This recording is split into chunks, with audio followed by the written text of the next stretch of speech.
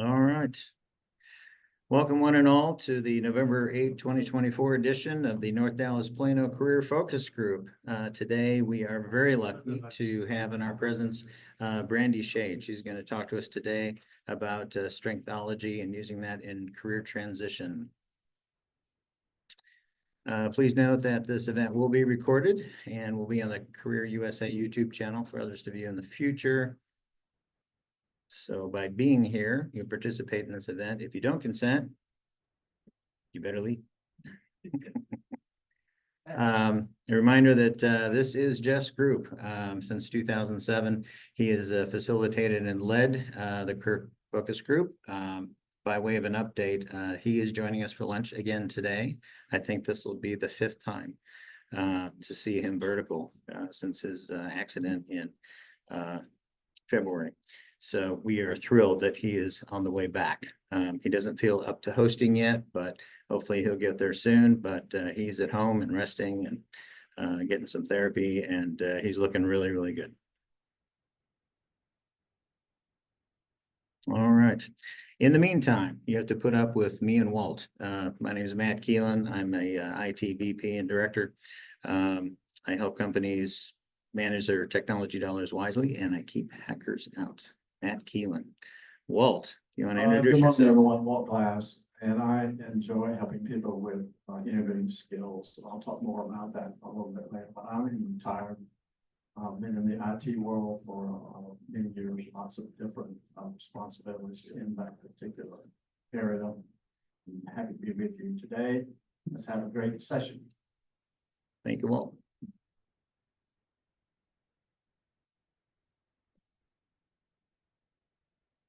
All right, usual agenda, success stories, job leads, 30-second intros, committee reports, and then the main event, Strengthology. First, success stories. Any landers? I don't see any donuts. Anybody online land? Anyone have any great interviews? I did. Tell us about it. I told Walt this, I couldn't wait, but I had a screening call on Monday. And it was so awesome that she got back to me 24 hours later, and I had my hiring manager interview on Wednesday. So Nice. All right. When do you expect to hear back? What's their process? hopefully next week, so fingers crossed. All right. We'll be praying for you. Thank you. Nice job. Anybody else? All right. Job leads. Do we have any of our recruiter friends online today? No? Okay. All right. Now it's time for introductions. If you are online in the Zoom chat, please add your name, position, email, phone, city, and 2 or 3 target companies. And then remember to save the chat at the end. I will also send the chat out with the follow-up email, but that usually takes me a couple days. So if you want to start networking right away, be sure to down that before the end of the meeting. So let's start with the folks in the room. If I could borrow your microphone, Mr. Glass, this is your script.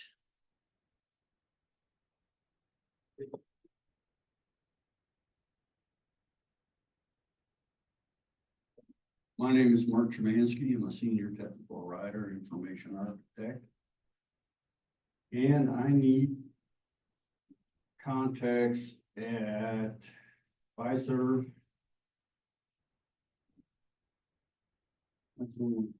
Okay. All right. You got one. And I have contacts at Motorola Solutions. My name is Mark Chemansky. Perfect. Thank you, Mark. Hello, my name is Jason Morgan. I'm looking for a product owner position. Contacts at World and Rinker International. I also have contacts at Motorola, and that we both work there. My name is Jason Morgan. Hi, my name is Diane Bednar. I'm looking for a director of retail stores position.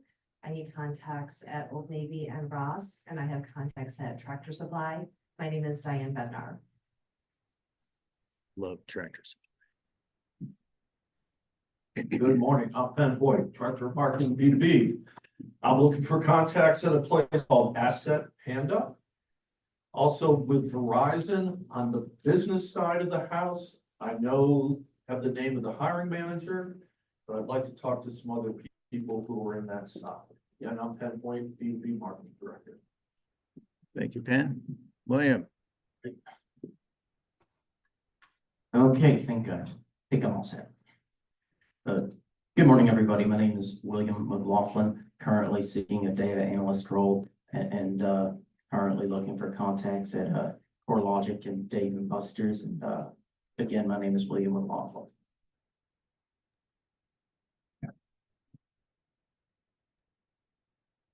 Hi, my name is Byron Howard. I'm looking for a job in the data space. I specifically do governance, maintenance, and analytics, including visualizations. In terms of specific companies, I don't have one specifically noted. Again, my name is Byron Howard. Thank you. if you would give that microphone to my friend, Mr. Glass.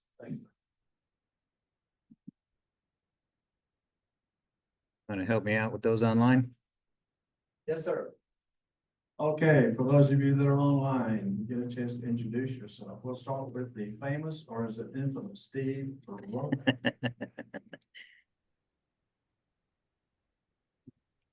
When did I become the infinite Steve Rowan?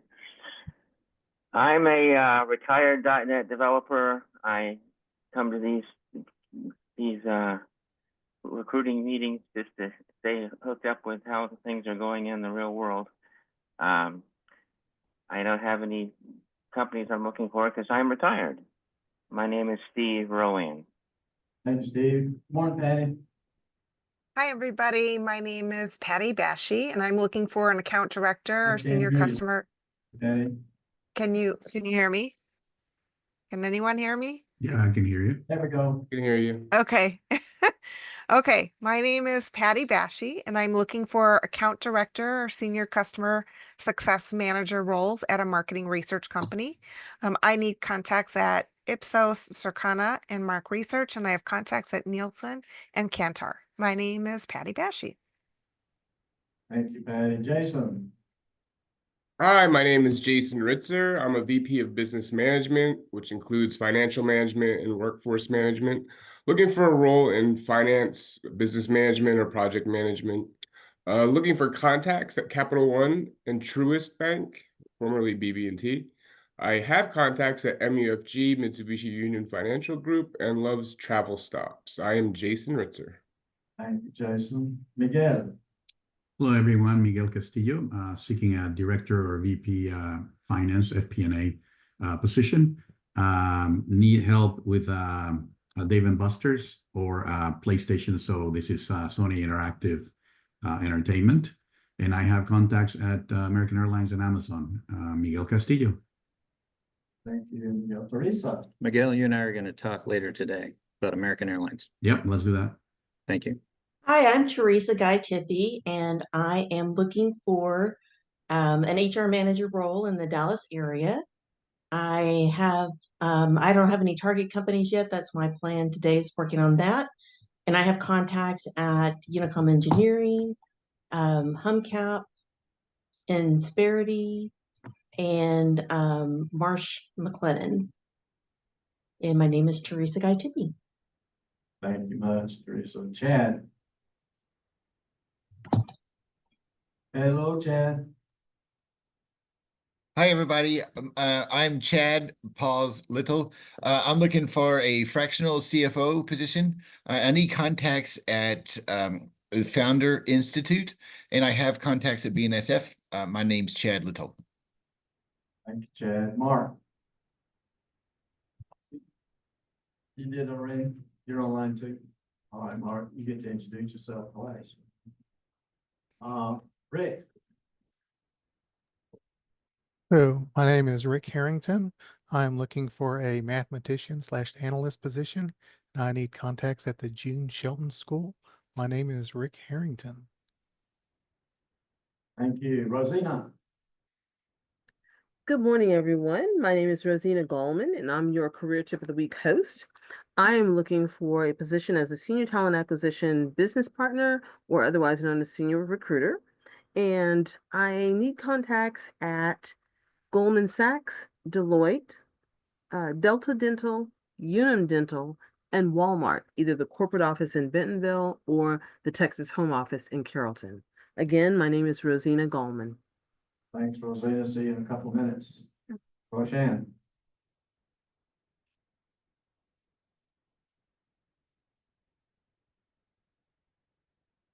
Are you up there? Coffee break. Okay, Tim. Good morning, everyone. My name is Tim Kluge. I'm looking for a cybersecurity role. I have a background in compliance. I haven't narrowed my list of target companies yet, but I do have contacts at PepsiCo. Again, my name is Tim Kluge. Thank you. Welcome, Tim. Cindy. Good morning, everyone. My name is Cindy Liu, and I am looking for positions such as product manager or program manager. I have contacts at Dell and American Airlines, and I'm looking for contacts at Qorvo or Analog Devices. Again, I'm Cindy Liu. Nice to meet you. Thanks. And did I miss anyone? Okay. Thanks, Walt. All right, and now it's time for Rosina's tip of the week. Rosina, you're up. All right, bear with me just so I can open up my document here.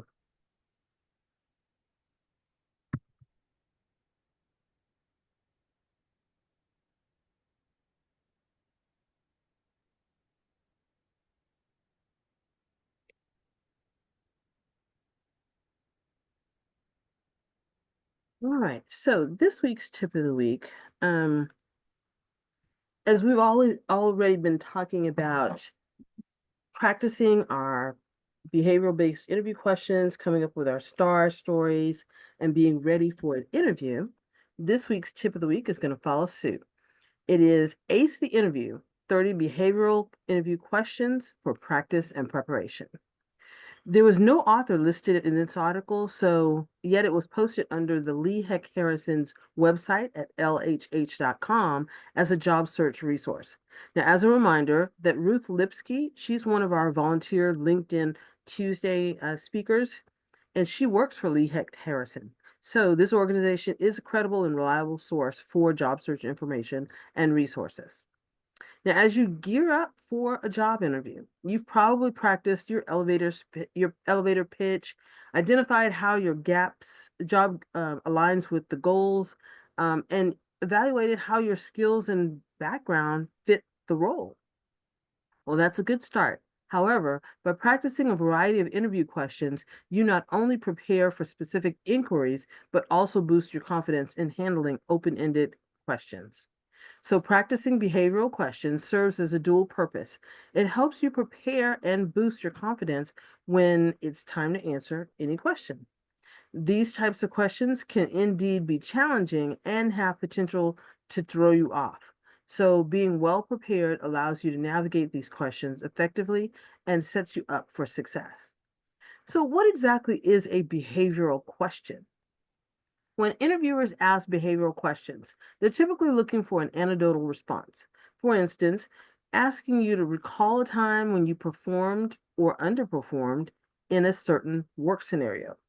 To feel confident in your answers, you should prepare some questions that may come up, as recalling personal anecdotes can be tricky when on the spot. The STAR method is a tried and true way of answering these kinds of questions. So here's the format. Specific situation is S, T is task, A is action, and R for result of the situation.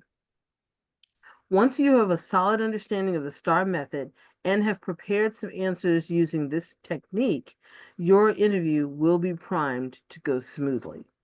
So according to this article, below are 6 main categories of behavioral interview questions that you might be asked.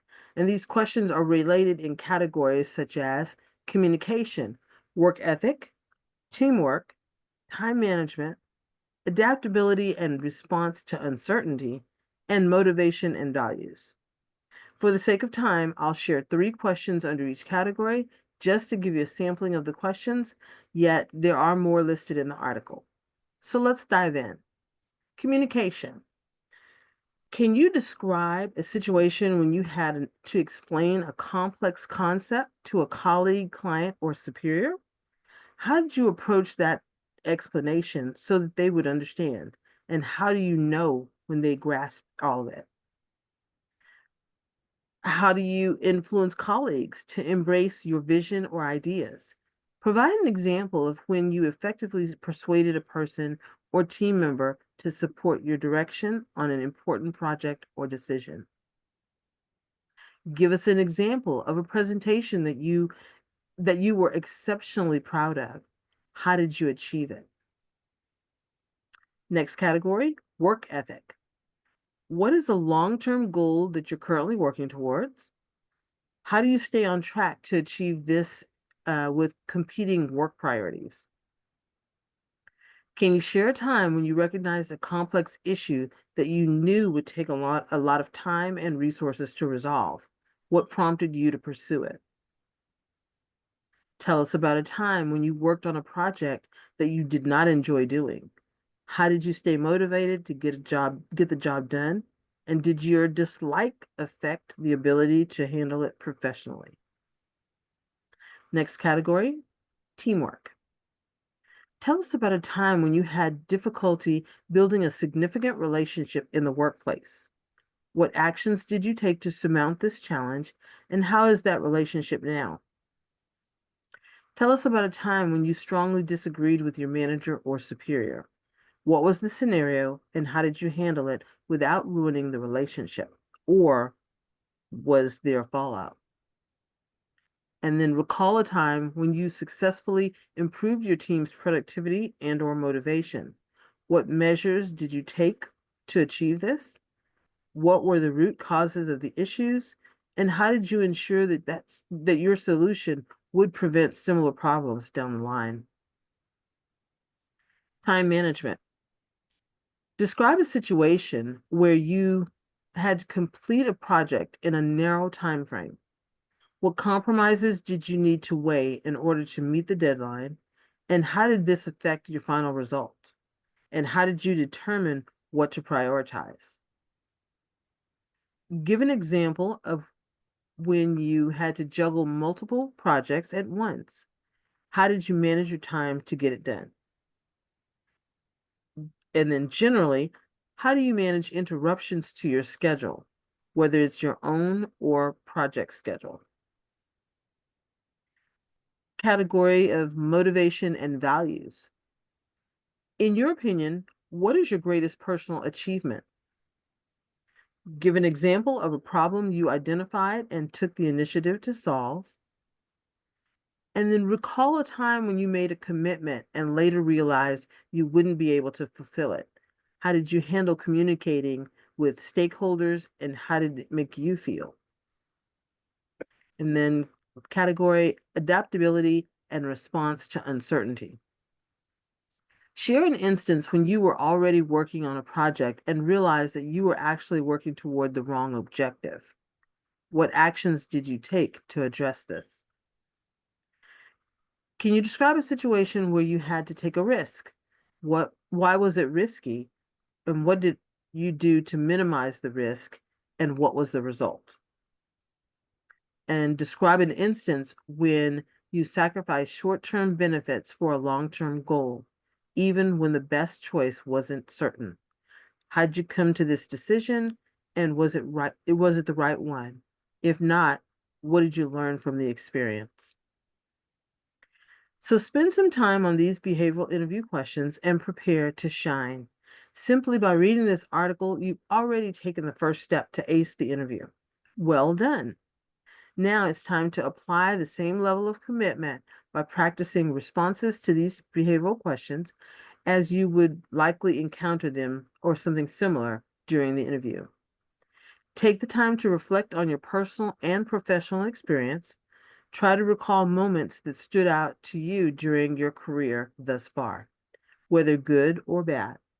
and writing down short anecdotes or statistics to have on hand is a great way to feel extra confident when the time comes. Remember that the best rule of thumb is to be authentic and honest in your answers. Now, personally, as a recruiter, I recommend that you drop any practice interview question into Word, Excel, or Google Docs and type out your star response to each. Now, that document is going to act as a repository of your answers for practice, and it'll also be a reference in case you need to review those questions in the future years to come. Hopefully not, but at least it'll be there for you. And it's a way to look back and have the answers already written out for practice. So I want to wish everyone good luck. Since this article is by LHH, which is Lee Hecht Harrison, feel free to connect with an LHH recruiter at lhh.com to start your career journey today. Have a great weekend, everybody. Thanks, Rosanna. Always appreciated. As a reminder, if you pop your email address or add your email address to the signing sheet, if you're in the room, we'll make sure that you get a copy of this with the follow-up email. And now it is time for the main event. Brandy Schade. Hold on. You don't have to interview success workshop, crew announcements. That's later. Oh, it's later, okay. Brandy Schade is a Global Gallup certified executive leadership coach. She has over 20 years of experience within global Fortune 500 companies, mid-sized companies, small businesses, and startups. Brandy has facilitated hundreds of workshops across a diverse set of industries, and it has the opportunity to inspire people across Europe, Asia, Africa. This is impressive. I did not know this. North America, South America, and Australia, which is on my bucket list. She leads by example. I know her personally, and I know that's a fact, and thrives on equipping executives, consultants, and owners with insights they need to build enlightened communities of engaged teams who care deeply about their colleagues, customers, and company success. So if you would, help me welcome to the stage, Brandy Schade.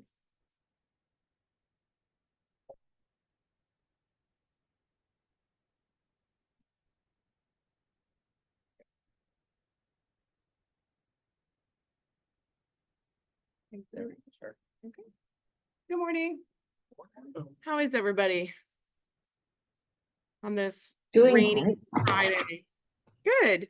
Thanks for coming out and risking the traffic. I don't know about you, but I had a good drive this morning. I was shocked. I left early because I thought it's gonna take me forever to get here, but wasn't so bad this morning. I came all the way from Keller, so I was thinking, oh my God, this is gonna be a long drive. So thank you guys for coming who are in the room here.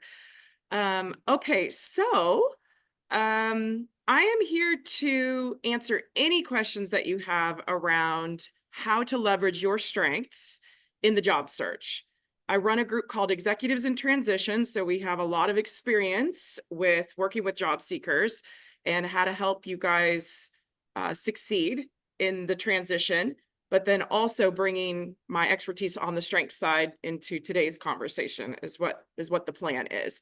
So I really thrive on interaction. So if you guys have questions, please don't hesitate to just interrupt me and let me know that you want to ask a question and talk about something. Because I prefer that all of you guys leave here with your questions answered rather than me talking about whatever I think is important to talk about today. Okay, so what I want to show you first, I'm going to minimize this up here on the Zoom.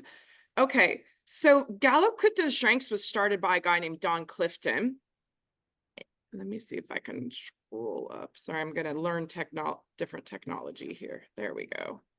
Okay, this is Don Clifton's strengths. He had a strength of significance number 1, which means he wanted to do something significant and he wanted to help others be significant and impact the world in a big way. He also had futuristic as a top strength, which means that he cared about what the future looked like, but also what the future looked like for others. That really comes in with the individualization, which is a strength that cares about motivating others, helping others be successful, putting them in a position to be successful. and looking at what their strengths are. So because of that individualization, he's now wanting others to have a significant future and to have a great impact. He also had a high focus on that, and he was also a maximizer, which means that he, you know, really thrived on coaching people in the area of success. So he's taking performers and high performers and lifting them up to become even more elite from wherever they are. So this is the man behind the strengths. He was a psychologist. He actually went to the same university as me, the University of Nebraska. I don't mean he went there as a student, but he was there when he did his research. And so then it was crazy because Gallup is in Nebraska as well, and they ended up buying his research, which is why they own the assessment now. Okay, so these are the 34 strengths. When you take this assessment, if you take this assessment, it puts them in order. And it says, okay, what are you doing all the time? And what are you never doing? And this comes from how your neural pathways got built over time. So you're born with a certain genetic code. That genetic wiring is either affirmed or unaffirmed. You also have things that happen that create this series of repetition in your brain, which then creates these neural pathways in the brain. So what this talks about is these are the neural pathways that typically get formed in your brain. These are the ones that are like little tiny back roads that are difficult to get to that we might not even think about. So we're going to talk about that today. There's 4 colors that Gallup likes to use. The green is the thinking strengths. Purple is the execution strengths. Blue is the relationship building strengths, and yellow, orange is the influential strengths. So we're going to be talking about the colors a little bit today too. Is any strength better than others? No strength is considered better than others. It's more about who are you, what are you, and how do you leverage that to your benefit? And that may mean that a certain environment is better for you to thrive in than another environment. Okay, so for example, if I asked all of you right now to come up here and teach a fitness class, how would you feel about it? Scared. Yeah, so somebody might be scared. What else? Fitless. Fitless. Right? Not qualified. Right. So some of us are going to go, I might want to do that. 1, it's execution. 2, I'm teaching people. That could be interesting. Others of us are going, okay, what do I have to do to get through this? Like, can I just stand here and coach, or do I have to do the work with it? Right? So we could all do it. We could all get the job done. Some of us are going to be like, I am so glad that's over. Right? And others are going to be like, that was amazing. I want to do it again for whatever reasons. And so what we're looking at here is, you know, the way you're built, what are you gravitating towards? What environments are asking for an abundance of what you have to offer naturally? And that is where we're going to experience the win-win. Talking about the individual's perspective. They can't hear you online. Here we go. Can you turn it on? Yes. Switch. One more time, buddy. Here we go. Sorry about that. So the question I had was associated with you were pointing it out from an individual's perspective, right? Is there should we say, a categorization of types of jobs and what fit those roles better? Absolutely. What I'm struggling with is I've got a very heavy generalist role on most data spaces. And between how data has moved over the last few years, it's a challenge to even define what you are based upon, do you want to look at it from governance, maintenance, engineering, analysis, which are terms that I want to refine a little bit recently. There are a ton of other terms that are being used. So is there a way to kind of map that to roles? So let me break it down a little bit. So you said he's going to need that again. He is, because we're going to have a little conversation here. So you said data, first of all, which is a very, to me, narrow lane. It's not sales. It's not marketing. It's not You know, it's not coaching. I mean, there's all kinds of other careers out there. You said data. So if you go to the website bls.gov and you look up the occupational handbook, you're going to see out of 1 million jobs on there that are listed, there's only a subset that are anything to do with data, right? You're not a nurse or a doctor or a lawyer or. So to me, it is a very narrow lane. So I think more of what you're asking is within this lane here, where do I play? What space do I want to be in? Myself, is there a reference between I take that examination me and then can I map it against some of the data space? Exactly. So then we just have to start breaking it down like you're doing, which is, okay, I could play here, I could play here, I could play here. Now, I think just by watching you today, I'm going, he probably enjoys multiple spaces and likes to play in multiple areas, which is why it's difficult for you to know where you play. Yeah, I've long felt I'm a generalist of many things. Yes. And not enough of a specialist of specific things. But is there a place for that? Yes. So let's just take a consultant for a minute. A consultant doesn't necessarily get down in the weeds and operate in a specific area. The consultant is going, okay, what is the problem we need to solve? How do we need to solve it? Who needs to be involved to solve it? Who do I need to bring to the table? I need to know that this person exists, this person exists, this function exists, this function exists, and I need to know them to a certain level of depth in order to pull it all together to bring in the right people to actually dig in, make the recommendation, and solve the problem. So there is a space for someone like you that a specialist can't fulfill because they're a specialist. So what you need to do is go, okay, what jobs allow me to play here, here, here, here, and here, allow me to do bits and pieces of all these things so that I can actually shine, because there's only a few of me that can operate across like this without getting so far into the weeds. So the question I think you should be asking yourself is, what jobs are those? What are the jobs that allow me to be me, which is to be more of a generalist here, here, here, here, and here, without having to dig into it as a subject matter expert. And so then when I'm looking for jobs that are requiring me to know stuff about this, this, this, this, and this. I'm looking for those, because that's when I go into that interview, they're going to be like, you know about this and this and this, and we're looking for someone that knows all these things. And so then that's where the magic happens and the match happens. Okay. Make sense? Yeah, thank you. Is that helpful? Okay. Okay.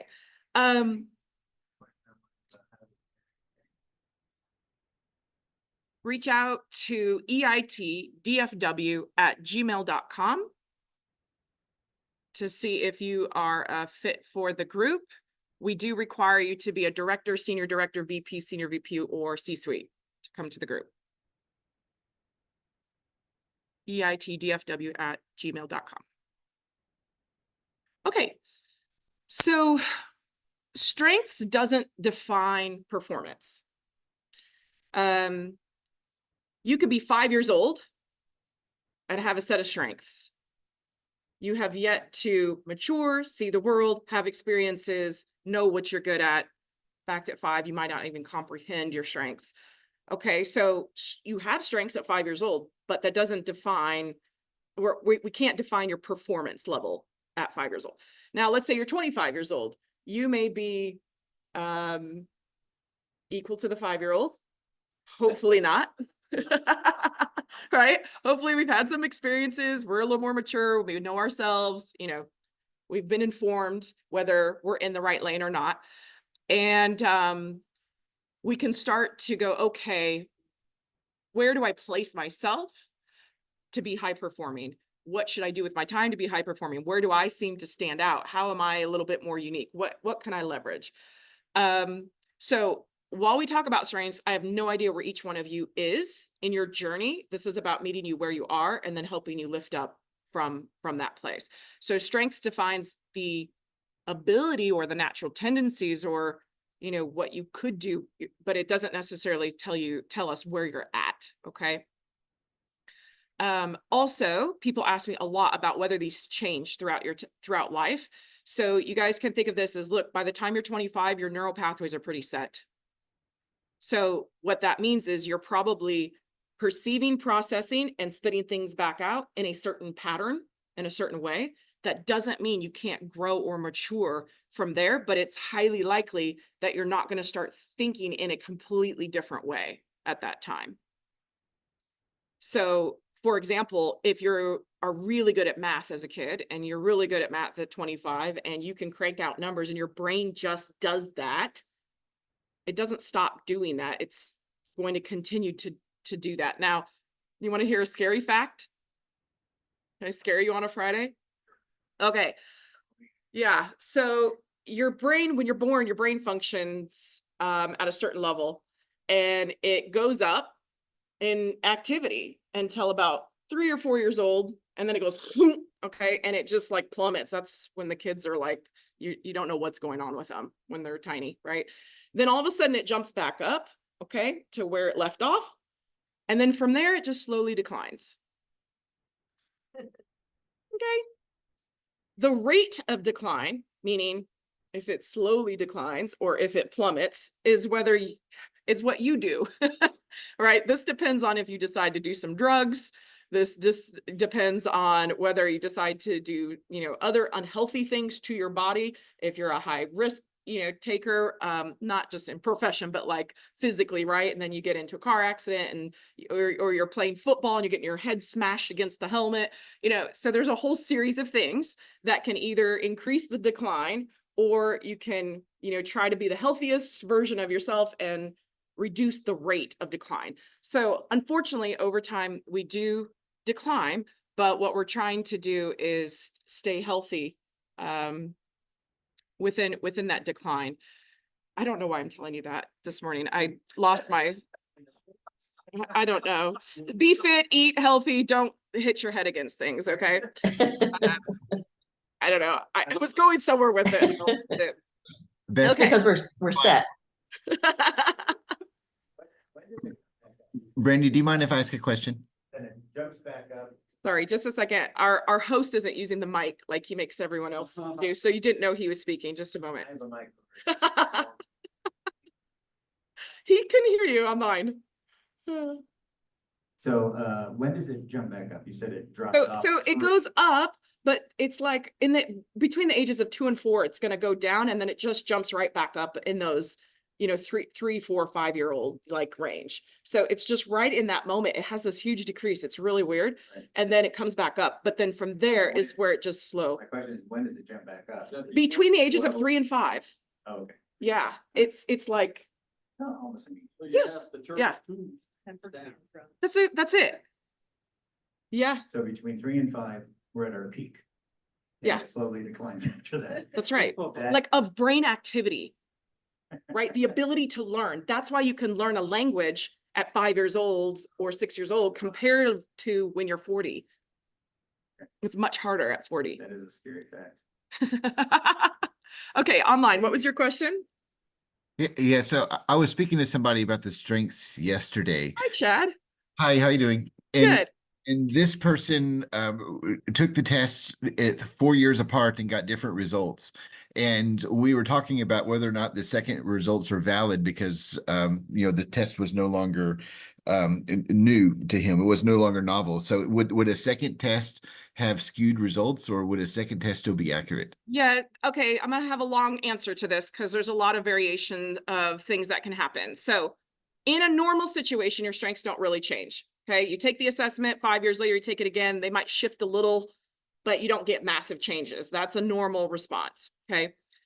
I have seen where you're highly strategic and you want the results to be something different than what they are. So you answer the questions differently and you get different results. Okay. So there's that. We also have had this situation where someone took it when they were in a highly tumultuous relationship and were victimized and were being, treated poorly, and took it at that time, and then took it later when they were in a more normal state of life, more balanced, stable, more feeling more themselves, and got different results. Okay, because you can be persuaded of how you are answering the questions based on what you're going through. I had one guy take it. He was right out of college. He took it 3 times, got 3 sets of results that were different. And on the 4th one, I said, you're going to take it one more time, please. Take it like no one's looking. Like the results are just for you. You don't care about what society thinks. You don't care about what your parents think. Just take it for you. Okay. And he got the same results as the first time, exact same order even, which was nuts. Okay. The way Gallup has done the assessment, they say the first time is the most honest and real because you don't know how to manipulate the assessment. I had one lady take it 11 times. She was committed to this, okay? She was committed to proving to me that my assessment sucked, okay? That's basically what she was going after. She took it 11 times. She got 11 sets of different results to prove me wrong, except for one strength. She had one strength consistently throughout the top 5, the entire 11 assessments, which was fascinating, right? So she did not want to be boxed in. She didn't want to be seen a certain way. She wanted to be seen as creative and eccentric and flexible and adaptable. And so she was always going to be like, well, if I take the assessment this way, then it's like this. And if I take it this way, then it's like this. And if I take it this way, then this is my result. So how can you, assessment with your 45 questions, define me? Basically, I said, well, you just helped us define you because you just told us, characteristically how you're going to approach situations and execute upon situations and get results, basically. Was that one common strength corresponding to the personality that takes a test 11 times? No, it wasn't. I'm sure that was another strength actually that she had. So the strength that she had was ideation, which are our creative, think outside the box, inventors, the ones that come up with new solutions that have never, ever been thought about before. So they just really hate being boxed in and they hate assessments. So no, usually ideation don't necessarily take assessments or place any value in assessments necessarily because they think creatively, but rather for her, that was probably another strength that was coming in to try to prove it all wrong. So that's my opinion, but I don't really know because she didn't have any other consistent strengths. So I couldn't help her. So going back to that, I guess the moral of the story is take the assessment for you, be authentic, and just take it and say, who am I? What do I care about? What do I value? So that you get a great result that you can then place yourself in the right environment to get the help. You can surround yourself by the types of people that you need to be surrounded by to be successful, and you're in a career that you love. There's usually 3 or 4 things that you guys should really consider when you're looking for that new role. 1, do you love the work? That's one circle of the Venn diagram, right? 2, do you love the people you're going to be working with? And if you haven't gotten to interview with any of those people, I'd highly recommend you ask for that, because you need to make sure that you really click with the people you're going to be working with.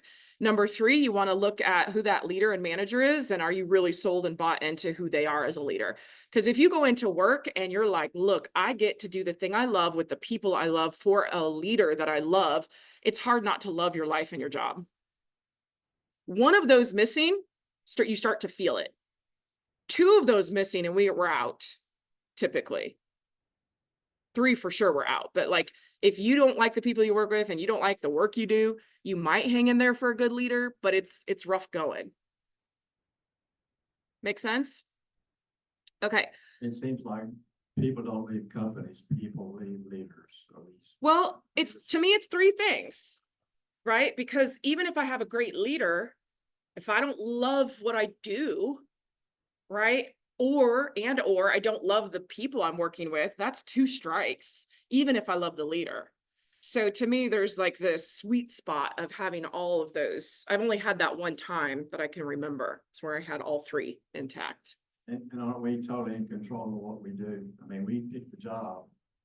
Absolutely. So the biggest one that we don't like, that's not. But the biggest problem that people put themselves into is they throw themselves into a job with 0 savings, so you have no backup plan, right? So if you can't leave because of finances, then you have to put up with that manager. You have to put up with the fact that you don't like the people, and you have to put up with a job that you're not passionate about. So if you set yourself up to not have to be there, then you can leave any time if any of those things get disconnected and you can go find something else. But if you don't have a year or 2 or 3's worth of savings to lean back on when those types of things happens, you're tied having to try to do the job and then try to find the other job at the same time in the evenings and on the weekends, which is really tough. And, you know, you could get fired or laid off and maybe get a little package, but that's not guaranteed either. So, you know. Okay, so I actually asked if we could, you know, if anybody had their strengths that they wanted to send over today. Diane, Mark, and Walt sent their strengths in for this. So we're actually going to look at people's strengths today, which should be really fun. Okay, so ask any questions that you want. What we can see in this group is that we have 3 highly responsible people. Okay, that's the top strength in here that all 3 people had in their top 10 strengths. And we can see that this is Walt's number 5 strength, this is Diane's number 6 strength, and this is Mark's number 7th strength. This means that these 3 people take psychological ownership of anything they commit to. So if they say, I'm going to do this, I'm going to show up on time, I'm going to deliver high quality, they do it. They absolutely believe that this is, you know, what they were meant to do, right? It's like, I said I'm going to do it, so I'm going to have high integrity and I'm going to follow through. And what they really struggle with is other people who are not as responsible. So if they're working with people who do not have that sense of responsibility and who do not deliver on time with high quality, they really struggle. They're just like, like everything in my bones right now is saying not to work with you and that I can't trust you. So it's very important, especially in a leadership role, that these people surround themselves with highly responsible people that they can depend on, because otherwise they struggle to delegate to anything other than that. Any questions about responsibility? What that is? Okay, so let's take a look at Walt for a minute. So Walt, when we look at your strengths, we go, okay, arranger is number 1, belief number 2, communication number 3, positivity and responsibility 4 and 5. Yes. Mike, it's not a question, but can you read up? You need to wait for the mic.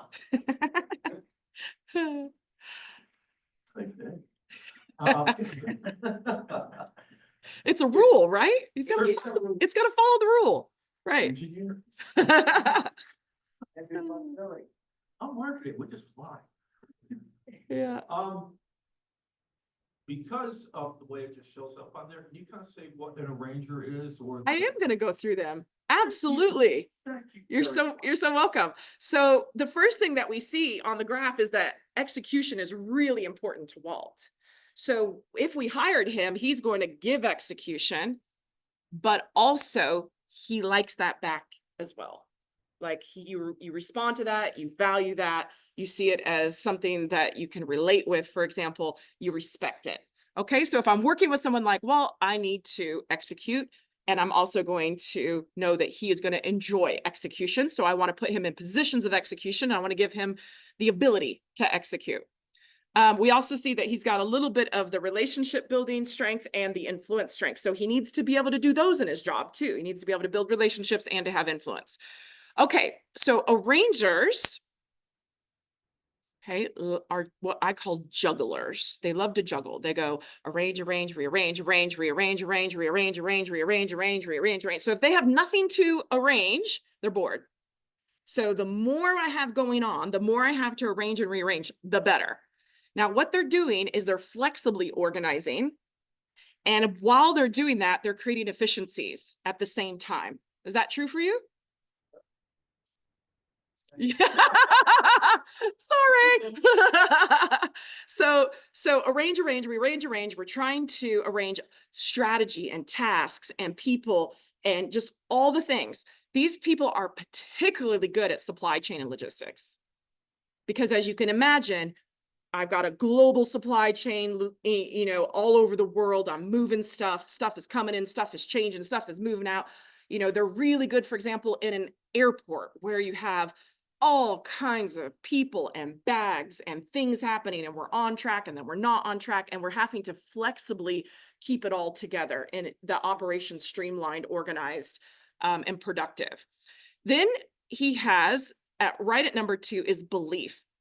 So believers have to believe in what they're doing. They have to believe in the job they're doing. They have to believe in the company. They have to think, I am tied to this from a value system or a belief system in order to do it.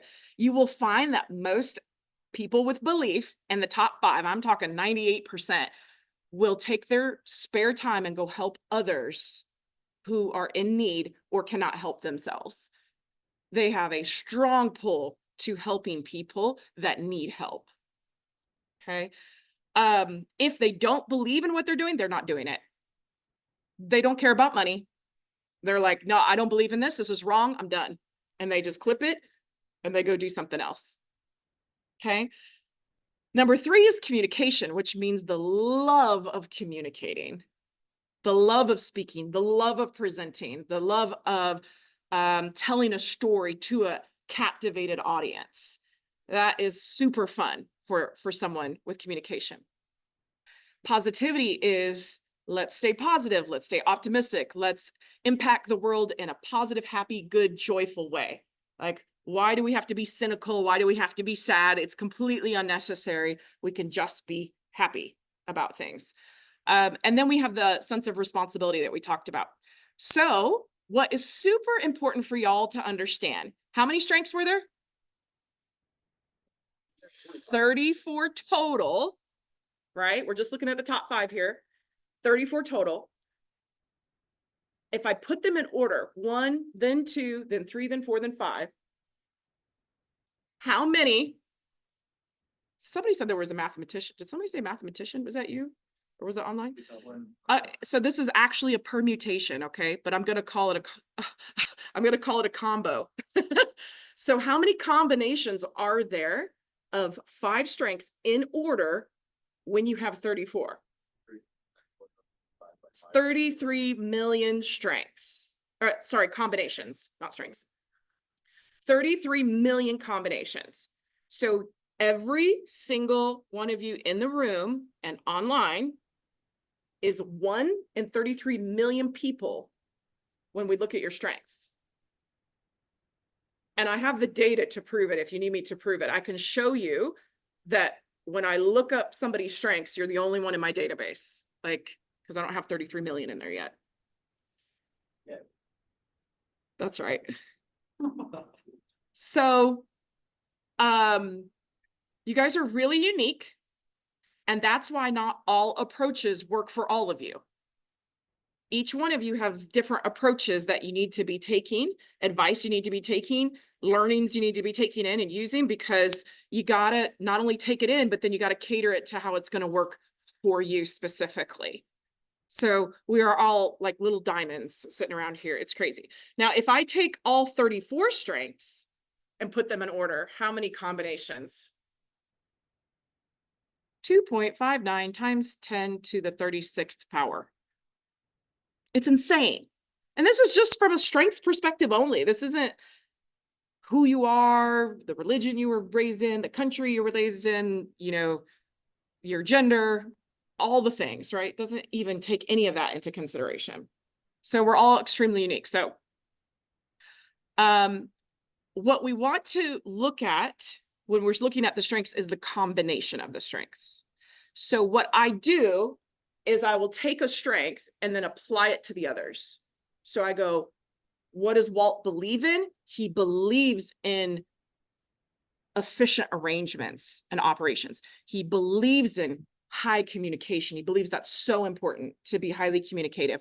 He believes in being positive and optimistic and joyful. And he has a strong belief in being responsible, ethical, and having integrity.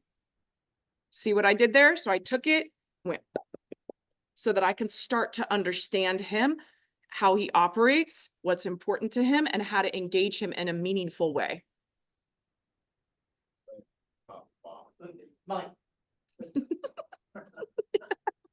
You're gonna learn one of these days.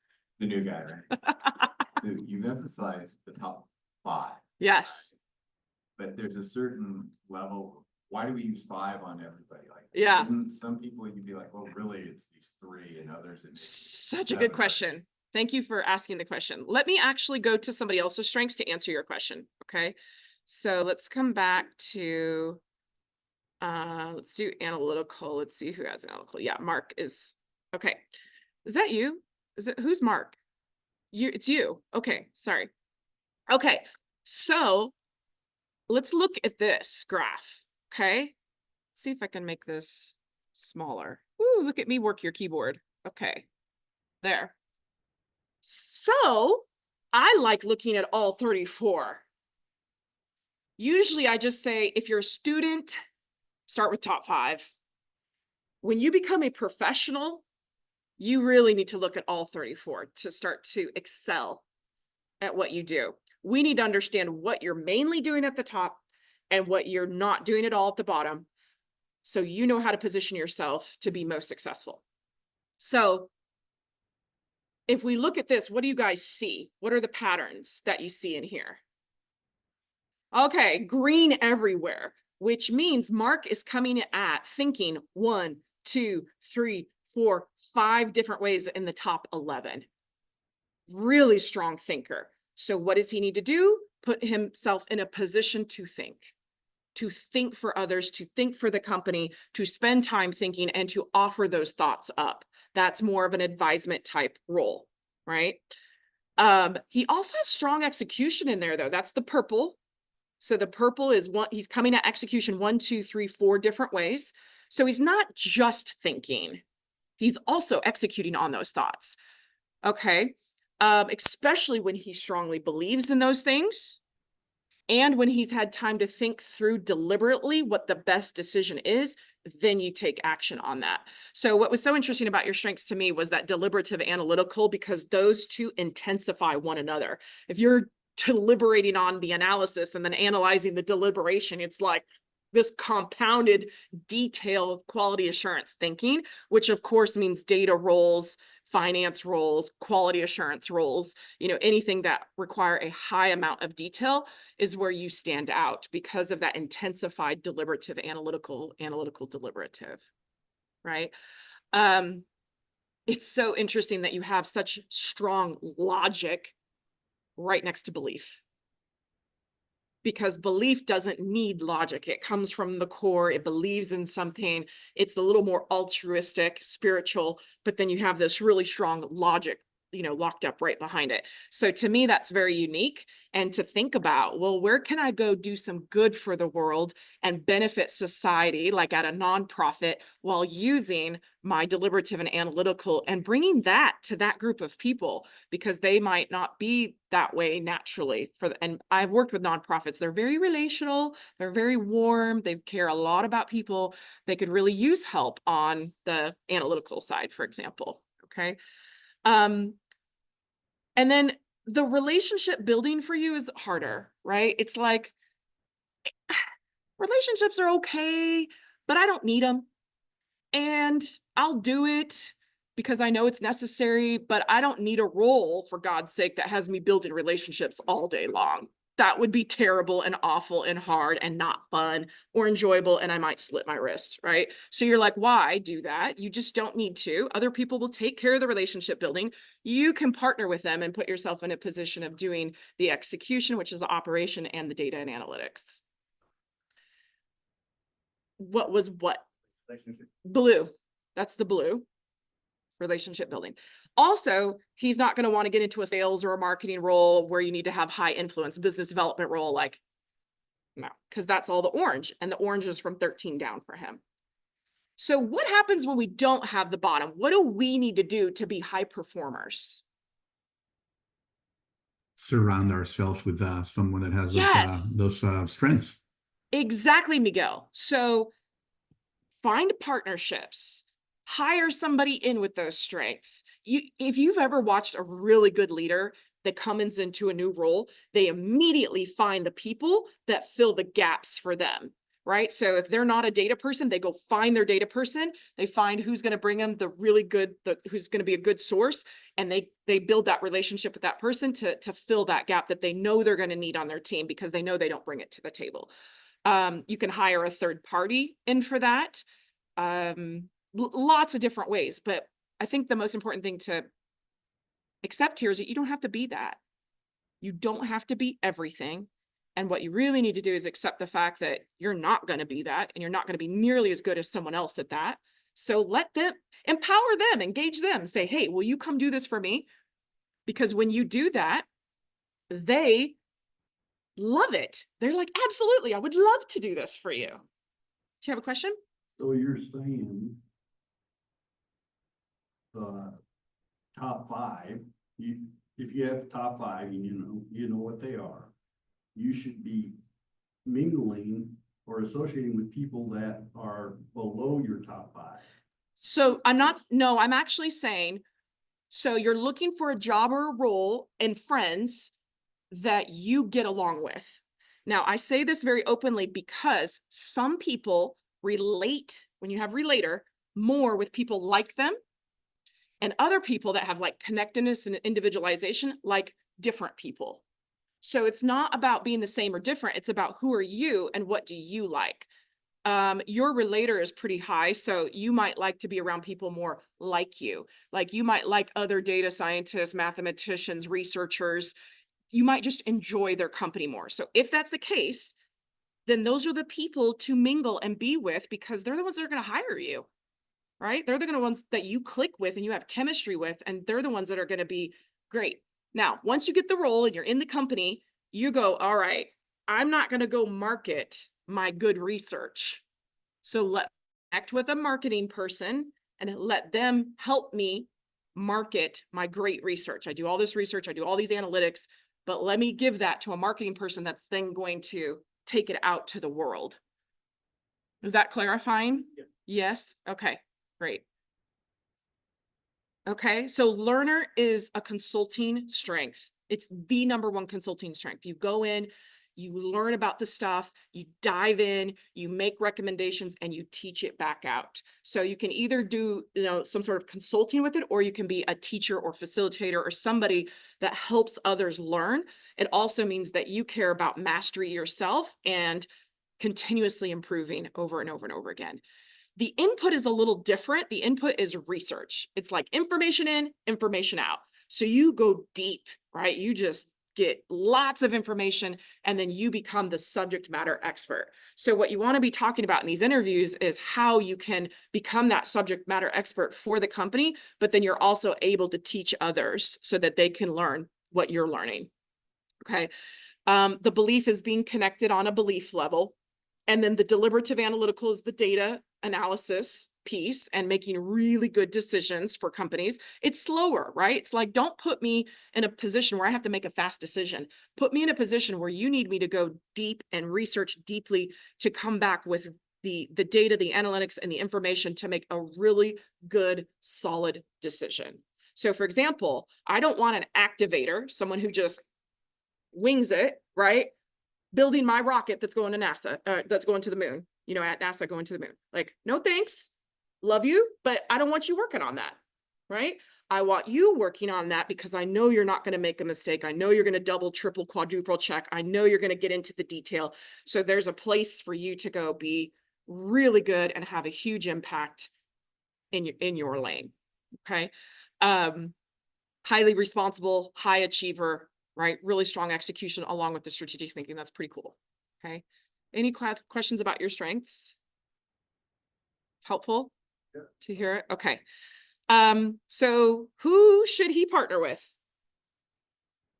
Right? Somebody with communication, somebody with woo, somebody that's strategic, somebody high context, an activator. All the bottom stuff are people that you could partner with. Partnerships are interesting because you have to have some connectors to seal the deal, and you have to have some differentiators between the two of you to make it interesting. If you're exactly the same, you don't have anything to offer each other. It's kind of like, well, I'm doing that. Well, I was doing that. Well, I'm going to do that. Well, I was doing that. And you just step on top of each other. If you're too different, you can't connect. You're just like, that person's weird and I don't want anything to do with them, right? It's just really difficult when you just can't connect. You don't understand them. You just cannot. You don't speak the same language. It's very difficult. So the best partnerships are where you have some connectors and some disconnectors, where you find the person interesting, they bring something to the table, but you also have a way of connecting. Now that can be sometimes the same strengths and sometimes that's different strengths. Example, achiever, achiever. You would think achievers can get along. They like to get things done. They respect that about one another. But what if the two people are achieving in two different directions? That's harder. So as long as we're achieving and we're achieving in the same direction, then we love each other.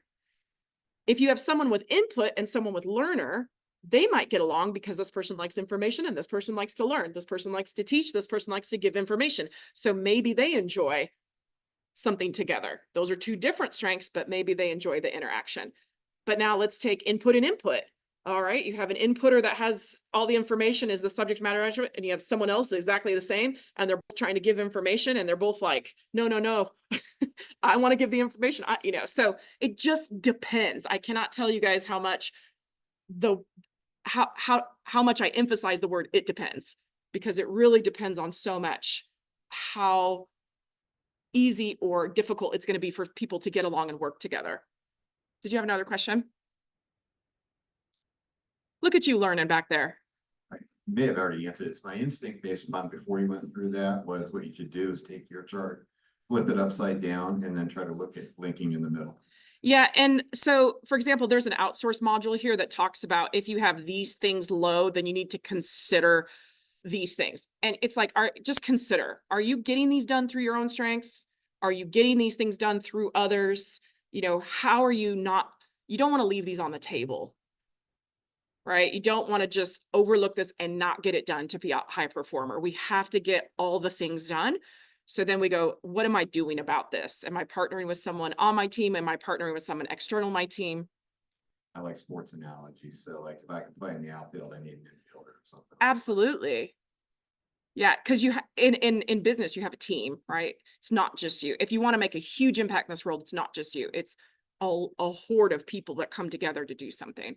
And they are probably highly likely having different skills that they bring to the table, but they're able to connect as well. All right, Diane, you're next. Brace yourself. So completely different set of skills here now, right? So number one is relator, which means that you love relationships above all. And order matters, because if you're going, look, am I going to achieve the goal, or if I had to choose, build the relationship, that's a very difficult decision for you, because focus is the goal-oriented strength, okay? They love goals. They love to achieve goals. They streamline towards the goals, goal. Like, what is the goal? Let me achieve it. Very rare strength, by the way. It's only found 9% of the time in person's top 5 strengths. Or relationship. That order matters. You chose, when you answered the assessment, that you will choose the relationship over the goal if you had to sacrifice one or the other. Luckily, we don't have to do that very often, but when it happens, that's your nature, right? So the relator is being open, vulnerable, transparent, also being able to relate with people that are achievers, maximizers, significance, and focus. So Diane should really look for other high achievers, high maximizers, high significant, high focus people, because you relate most with them and they're going to relate with you, and you're going to have the most success with those types of people. Right? These are pretty intense strengths. Okay. So achiever is, I want to overachieve. I want to achieve. I want to, always have a purpose within me, and I want to achieve something. Every day needs an achievement, right? Got your list, got to check some things off the list. It's your little dopamine hit. Then we have maximizer. I'm going to give you guys a little story around 3 different strengths so that you can start to see the difference between some of these strengths. So let's say that I go out to my backyard, I dig a hole in the ground, and I plant a seed into the ground, and I cover that seed up with soil, and I sing to it, and I water it, and I shine it with sunshine, and then that little tiny sprout comes out of the ground. That strength that loves that moment is developer. Developers develop. They love growth.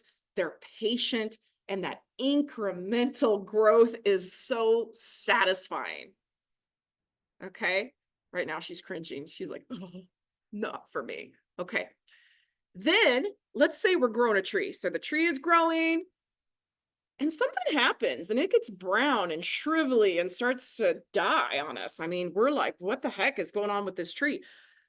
There's a strength called restorative that swoops in to save the day and says, there's a problem. There's an issue. I need to fix it. It's complicated. What is going on?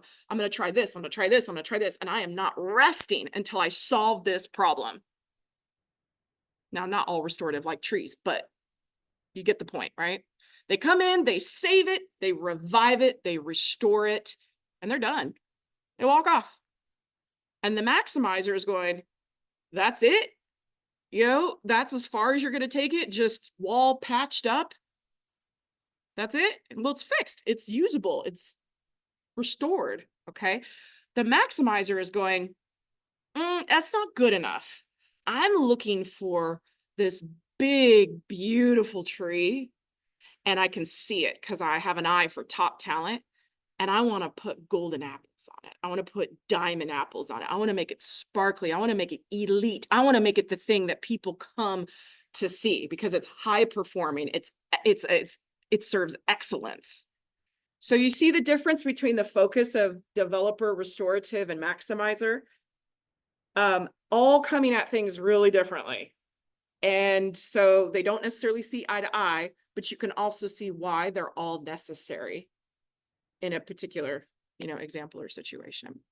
Okay, so maximizer is working with the elite, working with levels of excellence, running centers of excellence, for example, working with organizations that are already built but want to be taken to the next level, right?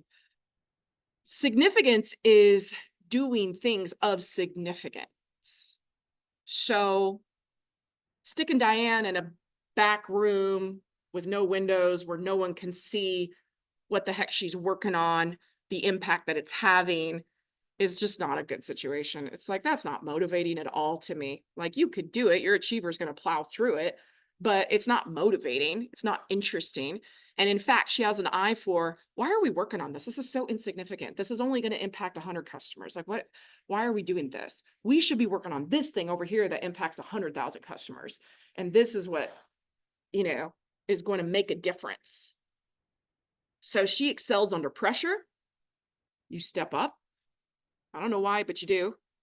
You excel when it's a highly visible project or initiative and all eyes are on it and watching it. When the stakes are high, you just excel. It's kind of like Olympians, right?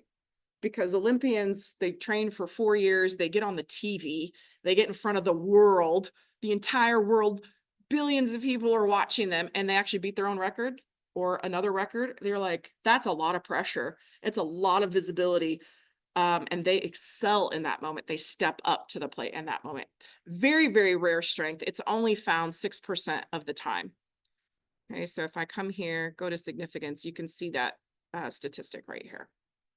Right. Okay.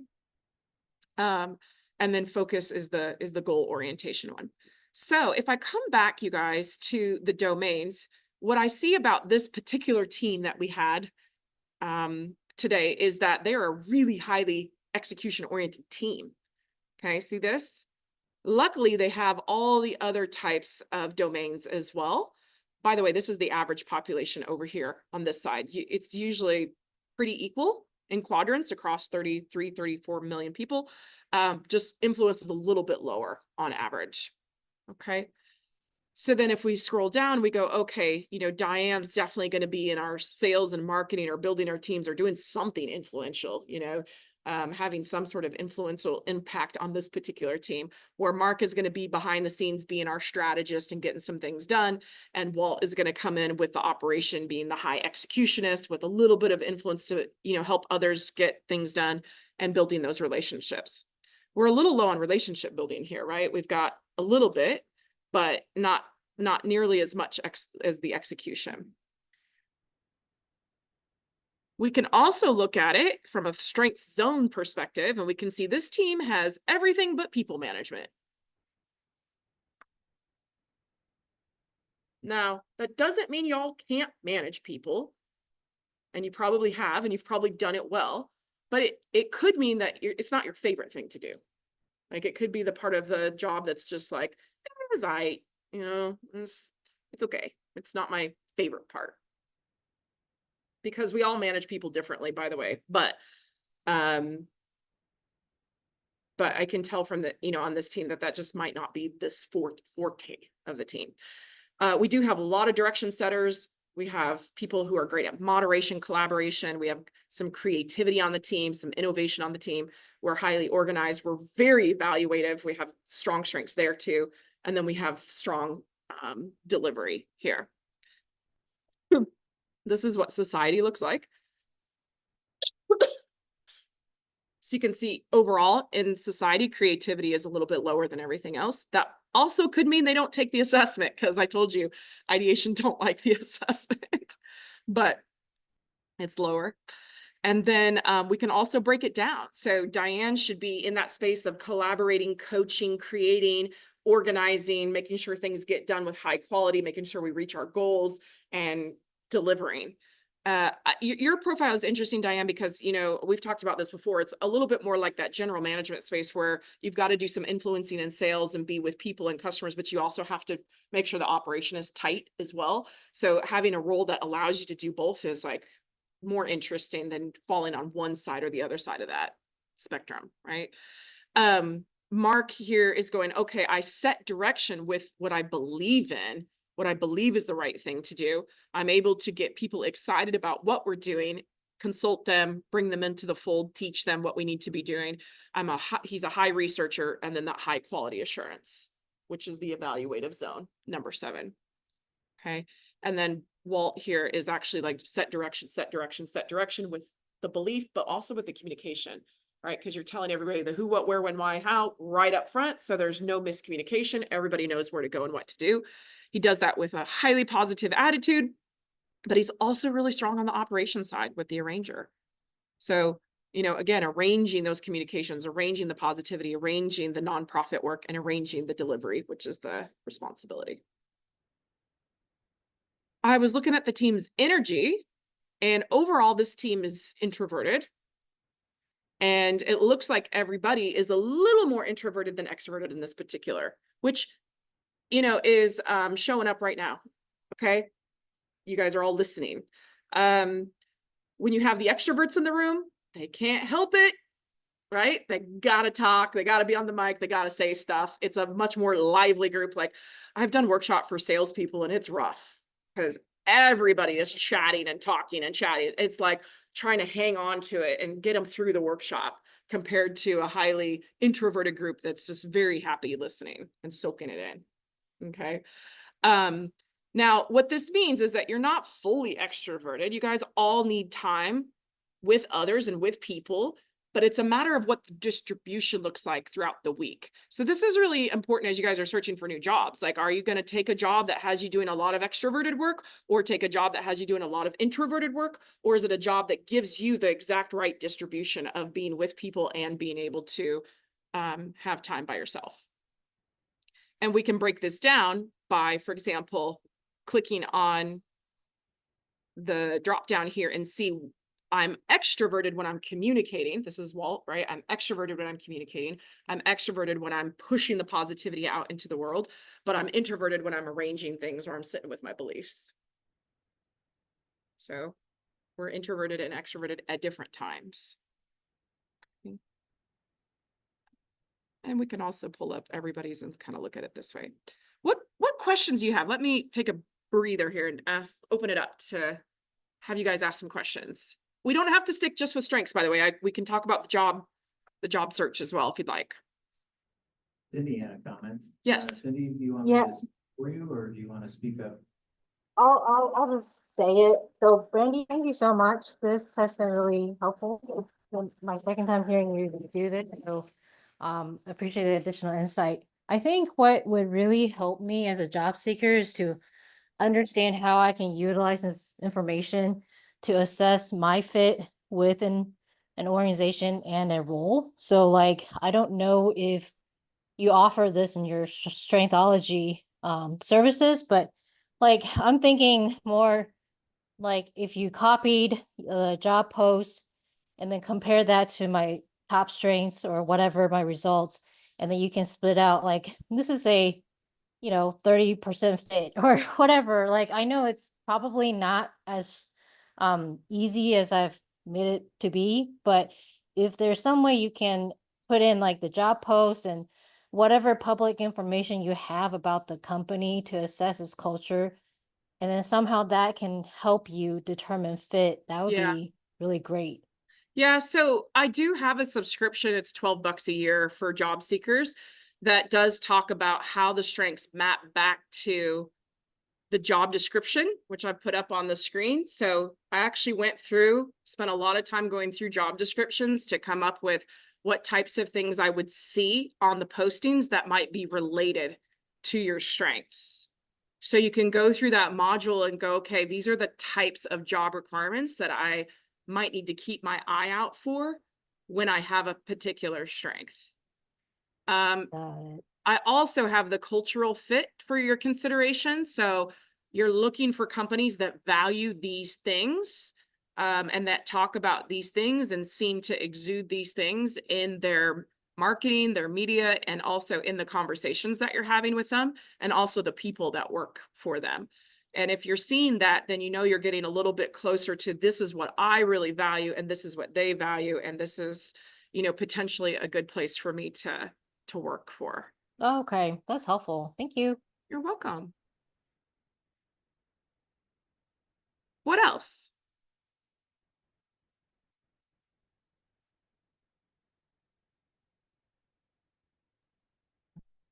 If we have our top 5 strengths only, but what we're curious to get the other 34, is there like how can we do that?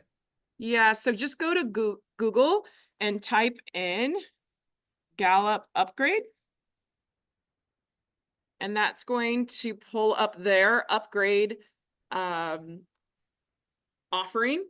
And so from a process standpoint, what I recommend is you log into your account first. Okay. Because then they know it's you, and then apply this upgrade so you don't have to retake the assessment. And then it'll just reveal on the spot all the rest of your strengths. Great. And then you'll get the full 34 report from them, which looks like this. Thank you. You're welcome. Diane, you can go first if you want.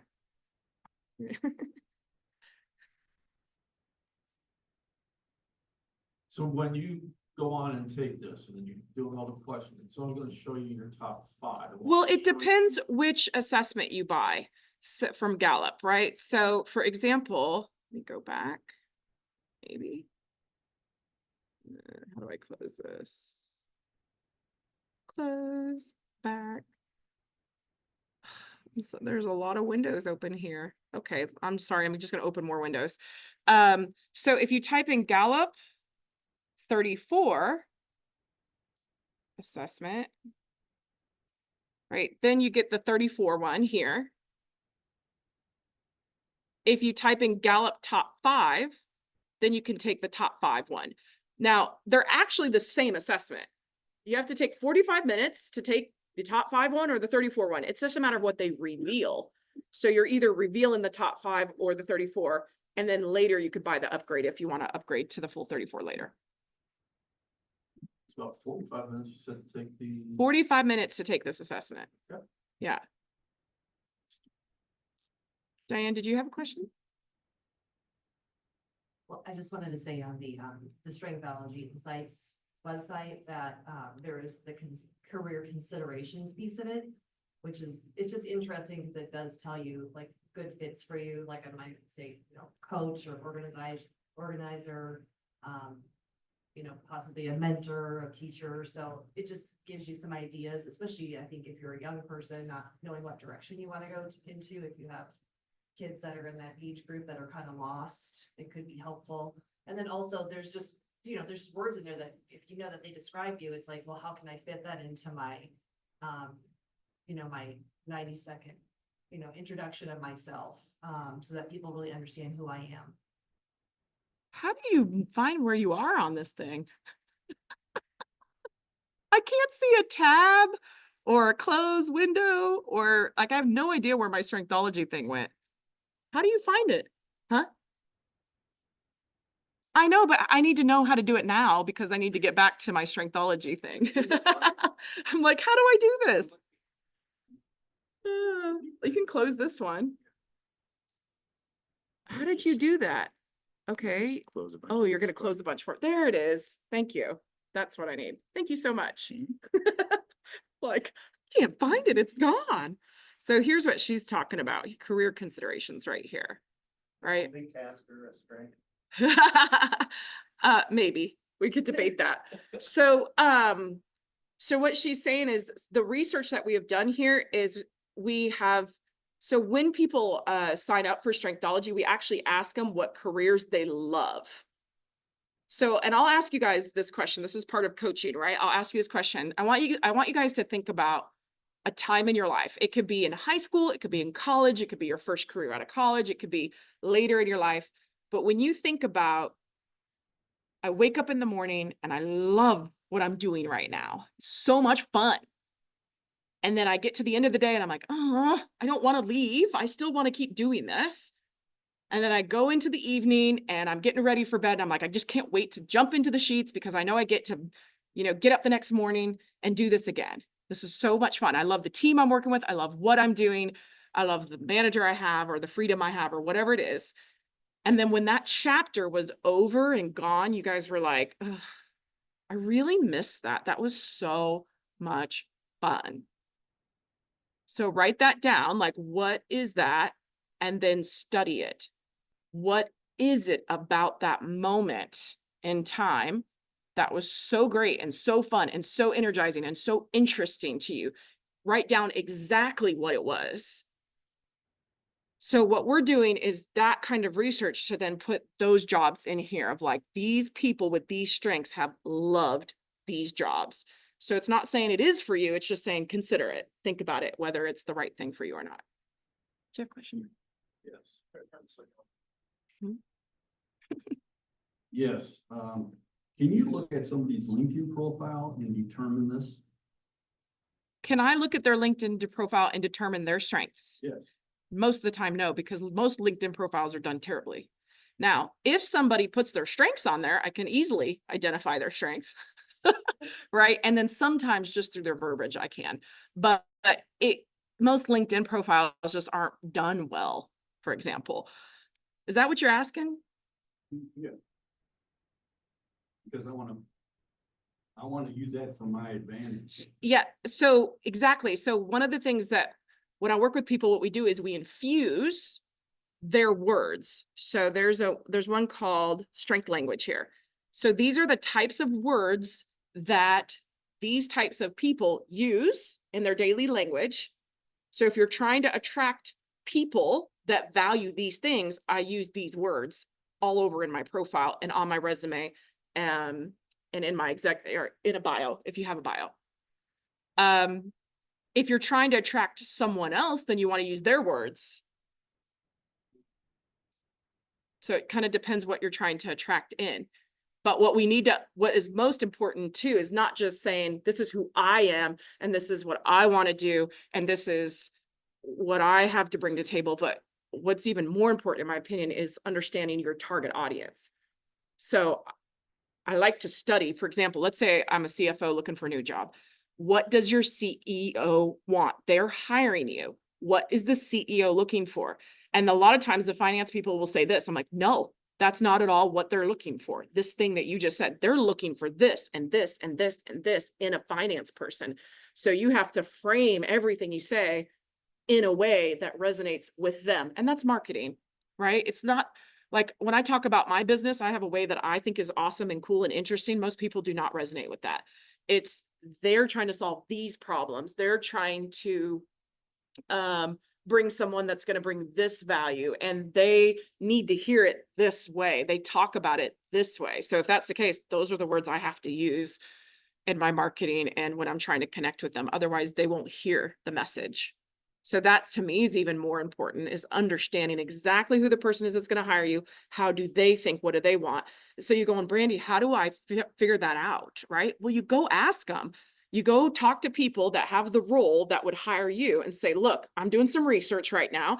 How do you talk about this? Like when you're looking for somebody to come do this and this and this for you, what do you need to hear from them? How do they need to say it? Like, what are the words they need? I mean, you got to really break it down so that you know exactly how to communicate to that type of person.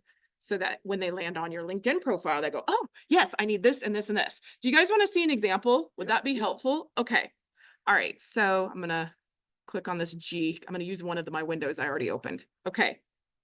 So let's go to LinkedIn.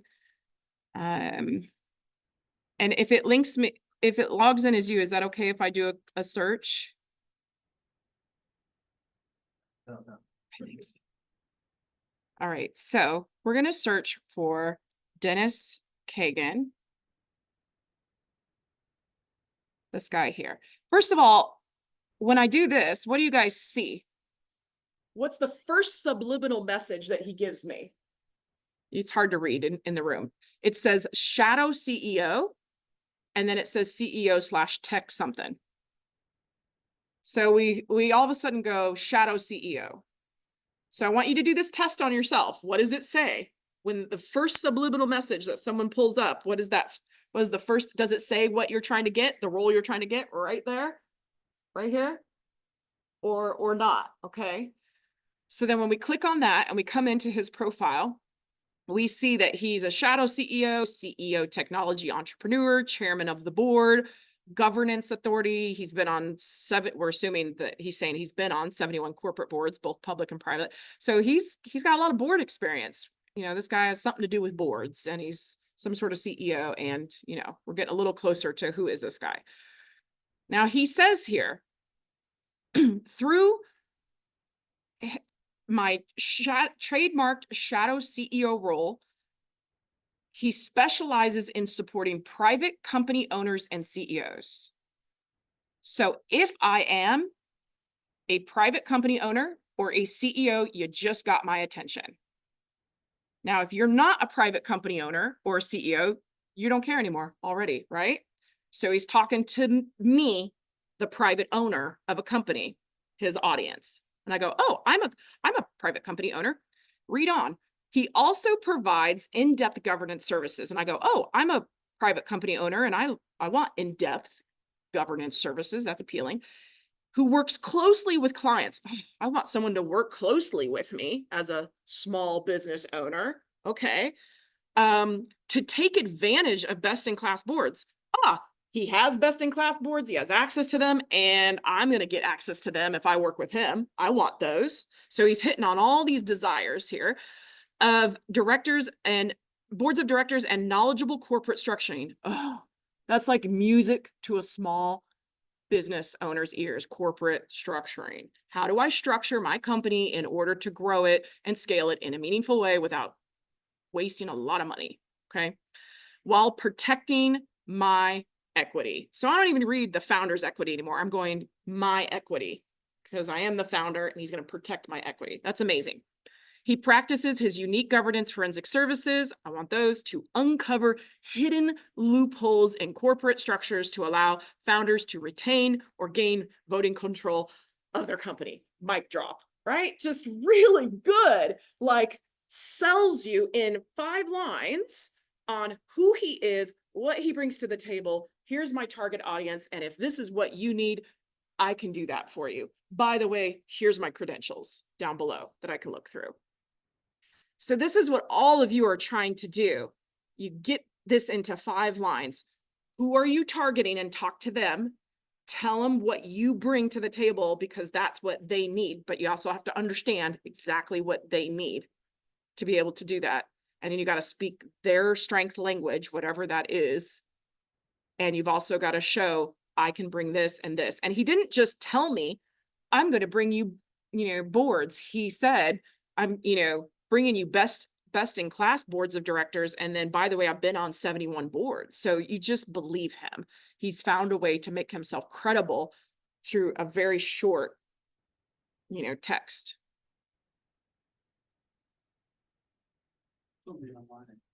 Okay, question online, somebody?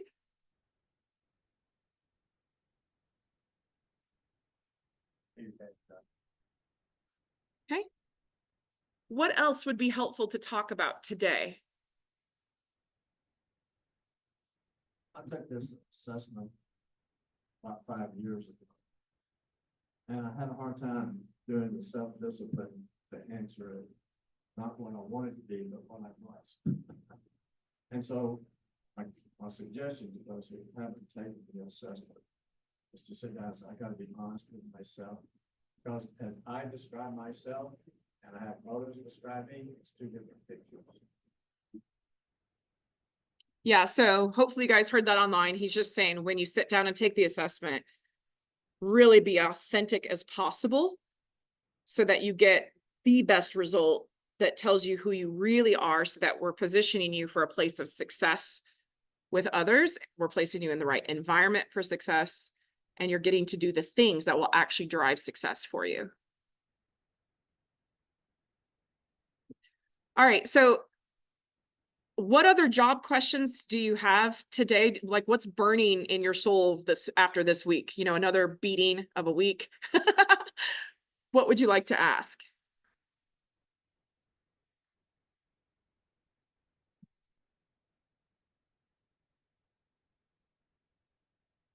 Microphone to a marketing guy. Never get that.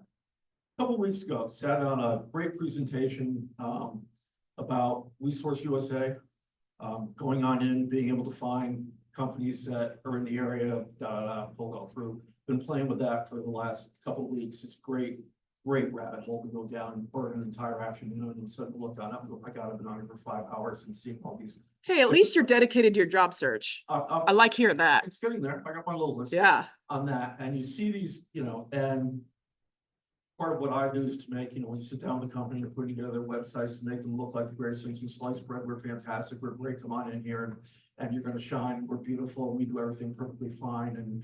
And the minute you come in here, angels are going to sing and we're going to dance and have a great time. We'll schmooze and have a great, great party. Yeah.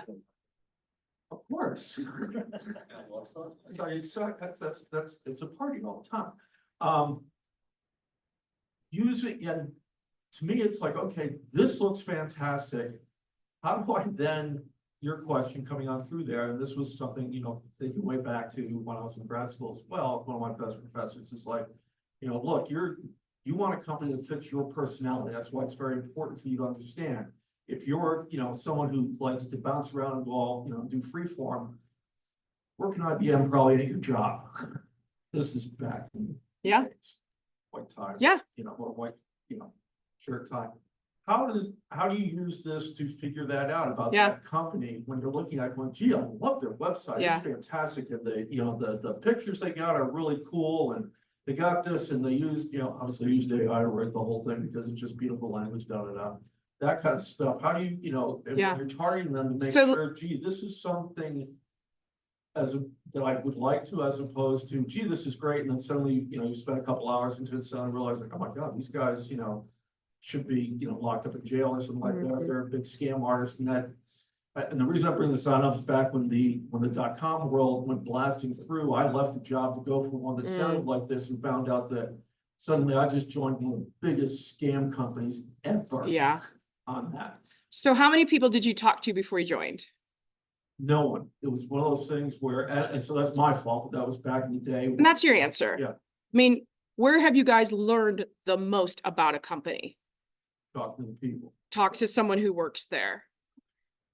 You have to meet somebody who works there, and then you have to meet another one in a different department, and then another one in a different department.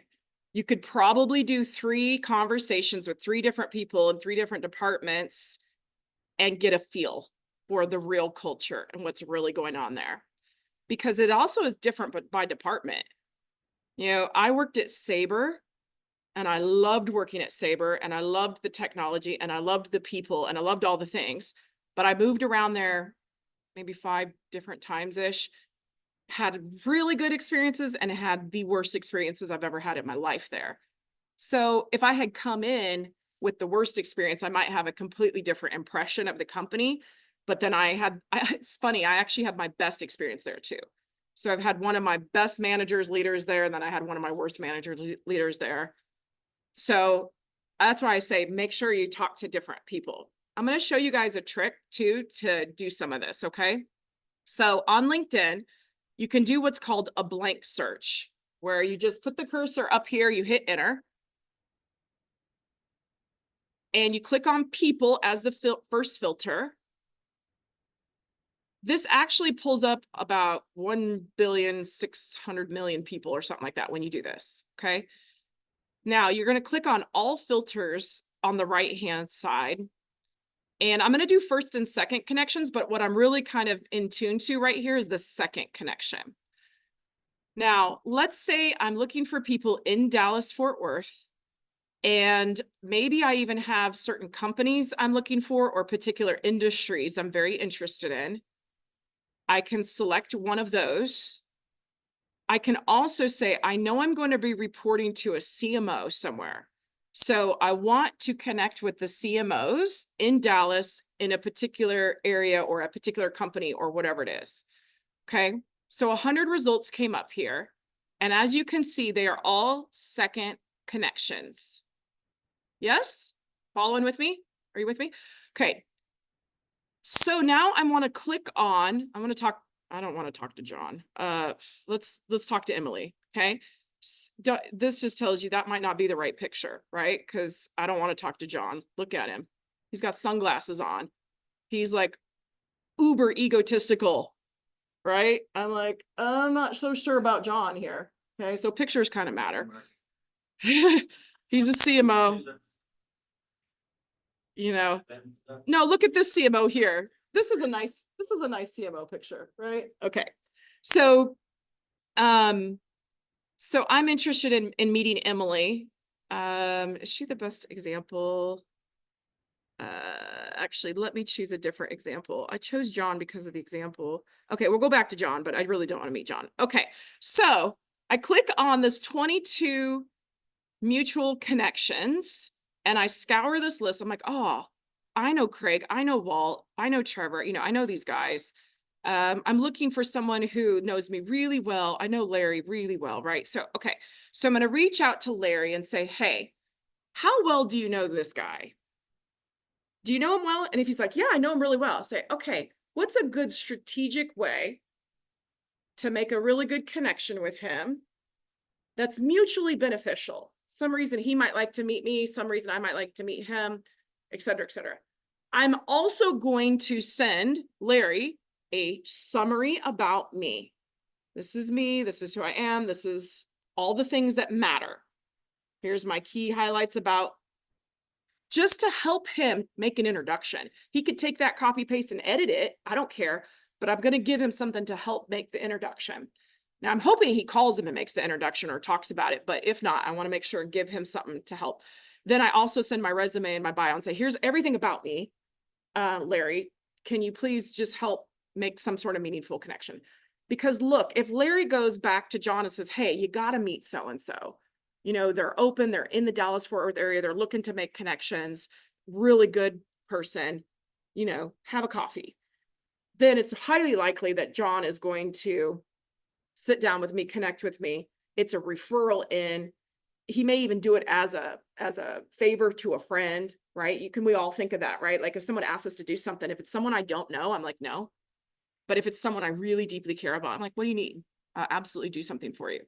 So then now I'm getting referred in. It's a strategic CMO connection in Dallas, in the industry, exactly where I'm looking to play. Now, what kind of conversation am I going to have? Hey, how's your world? How's things going? How is it over there? How's the company doing? Is it rough? You know, elections just happened. What's going on? So I'm just trying to make a friend and create a conversation and to dig into their world a bit, full well knowing they're going to ask about me too. What are you trying to do? What do you want to do? How, you know, and I'm going, oh, well, I'm just, you know, I'm out here, you know, taking this wonderful time as an opportunity to meet folks like yourself, make connections all over Dallas-Fort Worth, you know, learn about what's going on in the industries right now, you know, looking for another role, blah, blah, blah, blah, blah. Once I'm done with that conversation, I say, you know, especially if sparks fly, it was a good conversation. I'm going to say, hey, by the way, do you mind if I send you a little summary about myself, my bio, resume, just in case you hear of anything? I'm not asking that person for something. I'm saying in case you hear of anything, you could pass along. They're going to say, sure. right? Send it on over. It's gonna sit there in their inbox doing nothing until that one day that somebody says, I'm looking for this, I'm looking for that. And they're gonna be like, oh man, I just met somebody. Oh, he or she sent, something in my inbox. Let me forward it to you, So I'm trying to make really good strategic connections of people that could actually hire me around the Metroplex, in my industry, in my role. And that way I'm not just like throwing darts in the, at a dartboard. David online would like to know, can you refresh on strategies to differentiate yourself from a generalist job seeker to a more niche job seeker? I think that's a good question because a lot of people want to do this, right? Or they want to boil the ocean. So if I ask you all today, if I say, do you want some dessert? Man, you guys are funny. Because the ladies are like, we're watching our calories. So what kind of dessert is it? Right? Like, I'm only going to spend my dessert calories on a specific dessert. Okay. So if I say dessert, now what if I say a dessert that you don't like? So then you change your mind because you actually know what the dessert is. I think it's funny they all said yes before you know what it is. So if I say dessert, it's pretty open. But if I say, well, it's a chocolate dessert, now you're going, maybe, maybe not, depending on if I want chocolate dessert, right? Now, if I say, okay, you said you want dessert. Do you want some M&Ms? Yuck, right? I don't want M&Ms. I don't like M&Ms. For dessert? You said dessert. That is dessert. No, it's not dessert. Okay, but I know exactly what it is. It's an M&M, and I know whether I like it or whether I don't like it. Now, what's so interesting about the human brain is if you say M&Ms and I like Reese's Pieces, why would I say Reese's Pieces? Why am I going to say, no, but I like Reese's Pieces? Do you have any of those? Why do I do that? Why does my brain do that?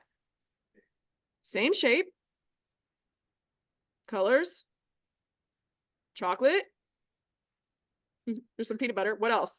Hard-shelled candy, right?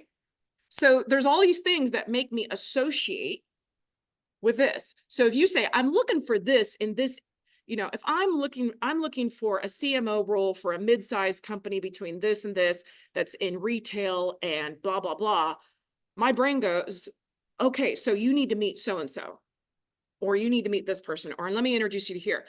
Or, have you thought about this? So I'm able to take this and do something with it. But if you say, I'm a CMO looking for a role, great, good for you. I can't do anything with that. I can't help you. I can't introduce you to somebody because I can't go to my friend and say, this person's looking for a CMO role. They're going to say, well, did they have this and this? I don't know. They didn't tell me. They just said CMO. And they're going to be like, don't waste my time. Right?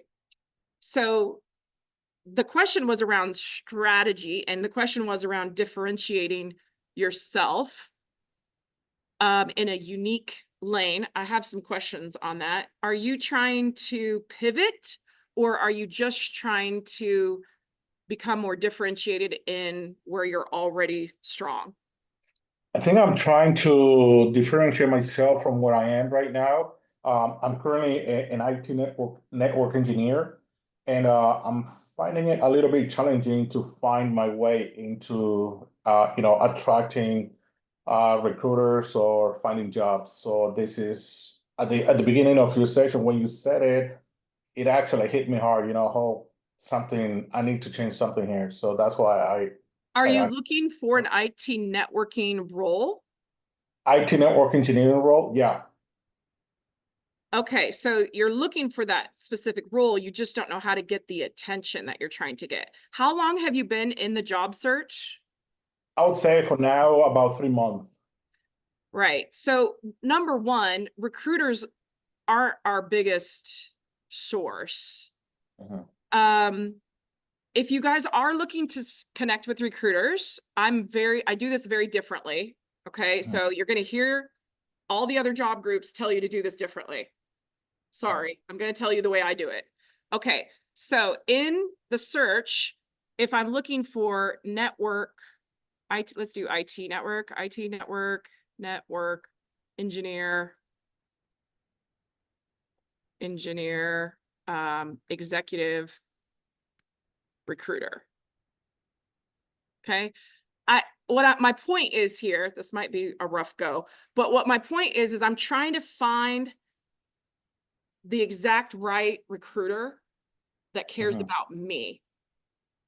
Right. So Suzanne here is an IT professional, executive recruiter, career coach, and IT security. So she's going to care about you more than just some random recruiter, because she actually might have a job for you. All I ask you guys to do is when you're sitting around watching movies at night is just connect over here. Connect. I don't say necessarily even type a message to them, because when I've talked to the recruiters, they've told me, I don't care about you unless.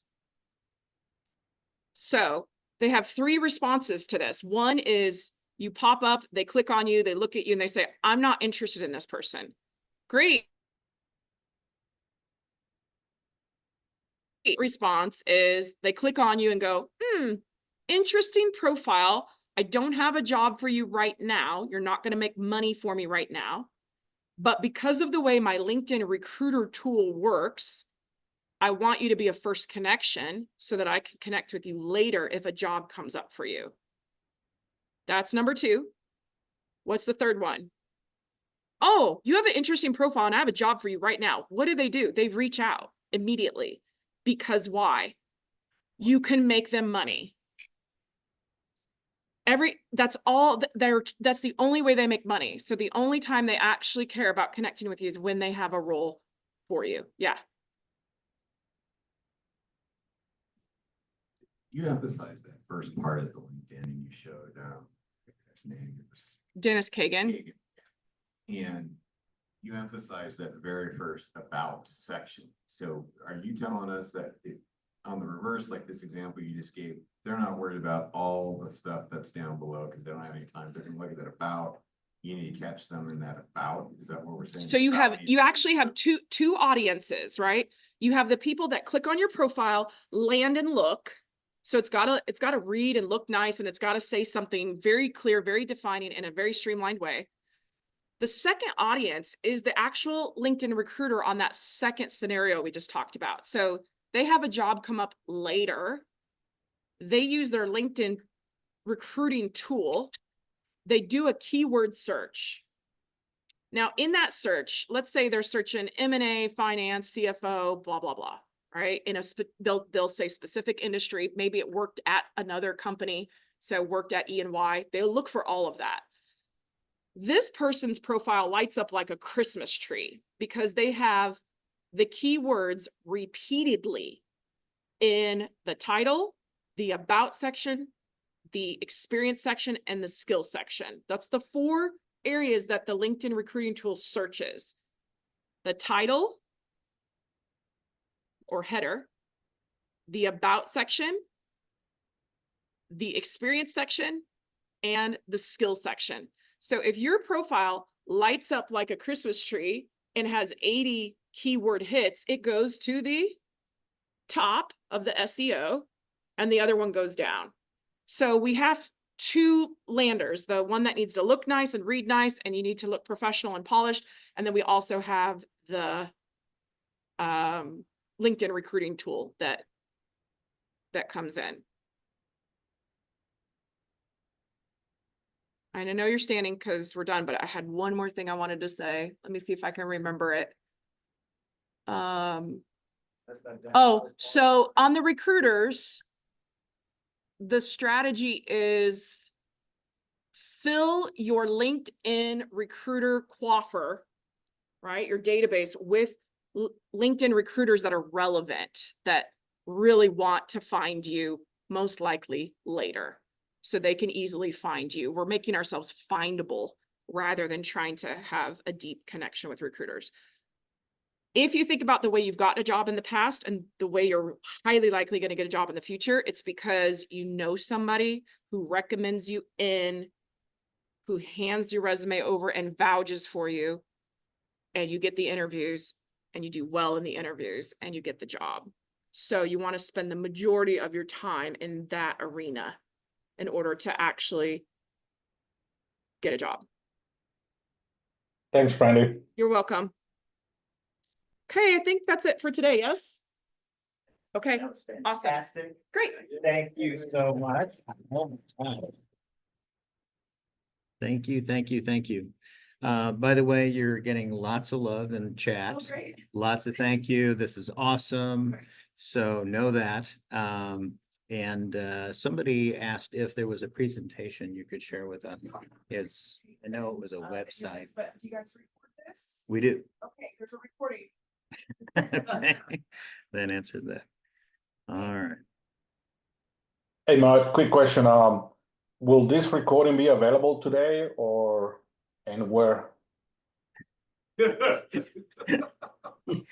I have 2 appointments this afternoon. Can I promise tomorrow? That's fine, yeah. Okay. And where can I access it? Career DFW or somewhere else? Yeah, I'll send out, did you put your email in the chat? No, I'll put it in right Okay, now. put it in there, and so you get a copy of the follow-up that will contain a link to the video. I will have uploaded it to Career USA YouTube channel already. And Thanks, you'll have Matt. a copy of Rosina's tip of the day. All right. Okay, real quick, Walt, tell us about your fantastic interview success workshop in 60 seconds or less. I love to help people with their interviewing skills. And so I do this via the Interview Success Workshop. It is a free offering to help us learn how to sell ourselves. If you would look at some of the intros and the one that Brandy was going over, that person was telling them who they were, what they did, and how they could help in about 5 sentences at the top of that LinkedIn. And so that's what we want to do. How do we set ourselves in an interview? We want to move from a responding mindset to a selling mindset. Because that's what we're doing, selling. So we're in sales. So how do we do that? So that's what the workshop is all about. You can look me up on my LinkedIn page. There's a copy of it there, and there's a QR code that'll start an email to me. Say, Walt, I'd like to request registration. Here's my phone number. And I will send you an email back, say, here's some dates. I do it on Tuesdays, 9 to 11 Central on Zoom. So get your name in and I'll give you some dates that you can come. So it's very informal. This is a learning interview. This is not a mock interview at all. This is very casual. I'll let you stop and think for a long time. There's no limit on the pause that you take. You can start over. We can do things like that. You're going to get a video recording of the interview. We're going to cover the 12 basic categories of questions and look at strategies, options. I mean, answers to questions really depend on 3 things: who's asking, what the question is, and where are you in the process? Because everybody has a different way for their perspective on what they're looking for us. So that's what we're going to do. In that, you're going to get a handout, and you're going to get an hour-long video that goes everything in the handout as well. This won't be the last job we have. They keep moving. You know, the length of jobs now is around about 2.5, 3 years perhaps. So I like to give something to you that you can use again. I have a person that's signing up now. This is her 4th time. She was in 2019, she was in 2020 and in 2022. And now she's back in 2024 saying, I need to take the workshop again. So this is the value of doing it. So I'll be glad to have you participate in the workshop. You know, when the interview has begun, it's up to us to make it fun. And when it's all over and it's said and done, congratulations for the job we've won. Nice. Tuesdays. Okay. It's in my about section on LinkedIn, all the details about that. It's pretty interesting. If you ever want to talk to somebody, look them up on LinkedIn and find out something about them first. That's just a general thing you want to do. All right. The pit crew. Now practice interview team. It meets actually here at the Church of Christ United Methodist Church on Wednesdays at 1 p.m. Central, except for the 4th Wednesday of the month, which has been adjusted in November and December for Thanksgiving and Christmas, where it's online. You can observe, you can come and watch a mock panel interview, send in a job description and a resume. If you go look at the Dallas Pit Crew, I think if you click it, it'll circle that dallaspitcrew@gmail.com. Send that information in. You'll get some information back on they'll help you with that. Plenty of resources also available through that. I strongly suggest we do the fundamentals, learn how to sell, and then you can come back and practice the fundamentals again if you wish. You need to go to the pit crew, and I suggest at least 3 minimum mock interviews, all right? Jared Asplin came to the workshop 3 or 4 times. He came to the pit crew 7 times. And when he landed at Lockheed, he said, that interview was a lot easier than yours. And so we wonder why, right? So every time you practice, you get better. Okay, that's the end of the pit crew. Wait, I've heard that there are no pit crew openings until 2025. Is that true? There, yes and no. Ron Layton, who runs that, just yesterday said, I'm not scheduling more than a month out because too many things happen and schedules change. And so the month out is pretty much there, and other people are on a waiting list to get scheduled. So every week you put somebody in, but it is scheduling in January of 2025 too. So yes, so get your name in, get it done. It's kind of like one of these things where you say, oh, I don't know if I want to do this, but when you do, you say, oh, I'm so glad I did it. All right, because you'll get some good feedback from that particular experience. Glad to have you just like. Thank you, Walt. All right, today's lunch is at Mama's Pizza. Yes, William. I'll wait till you finish. All right. So east of here on Parker Road, please join us. Yes, they have a salad bar, and yes, they have hot cinnamon rolls. So something for everybody. Pardon? No peanut M&Ms. But thank you for asking. Most unique person in the room. I'm going to go back and watch this just to see how unique you are. What was she? Number 7 and number 5 are the rarest in the top 5. So that was really interesting. Really interesting. So just a reminder, everything you need to know about your job search is at careerdfw.org. We like to point out the calendar. If you click on the calendar, everything, and then agenda view, you will get this. I recommend that you go there every Sunday night, see everything that's coming up for the week, pick and choose what you want to attend that week. Really, really good resource. And there's us on Fridays, 9:30 to 11:30. All right. And then the Career USA YouTube channel. Here's the address, youtube.com/Career USA. Click on playlists. And this playlist for this group is right here. Click full, view full playlist. Don't click on the video, otherwise it'll start playing the video. Click on the playlist, and then you get this. So here's some of the recent ones. I've updated it since then. I got caught up last night, so everything through last week is there. All right, on Tuesday, Ruth Lipsky is going to join us for LinkedIn Tuesday. She's going to talk to us about LinkedIn's tools for job seekers. Please join us. Then on Wednesday is the practice interview team that Walt talked about. And in terms of upcoming sessions, next Friday is the one-page bio with Mina Brown. Week after that is Health Insurance Update 2025 with Mike Chapman. And a reminder, the following week is Thanksgiving, and we will not be meeting the day after Thanksgiving. Reminder, we'll be at Mama's Pizza. William, do you have a public I have service? 2 announcements. 2 PSAs? I have 2 announcements, absolutely. Go for it.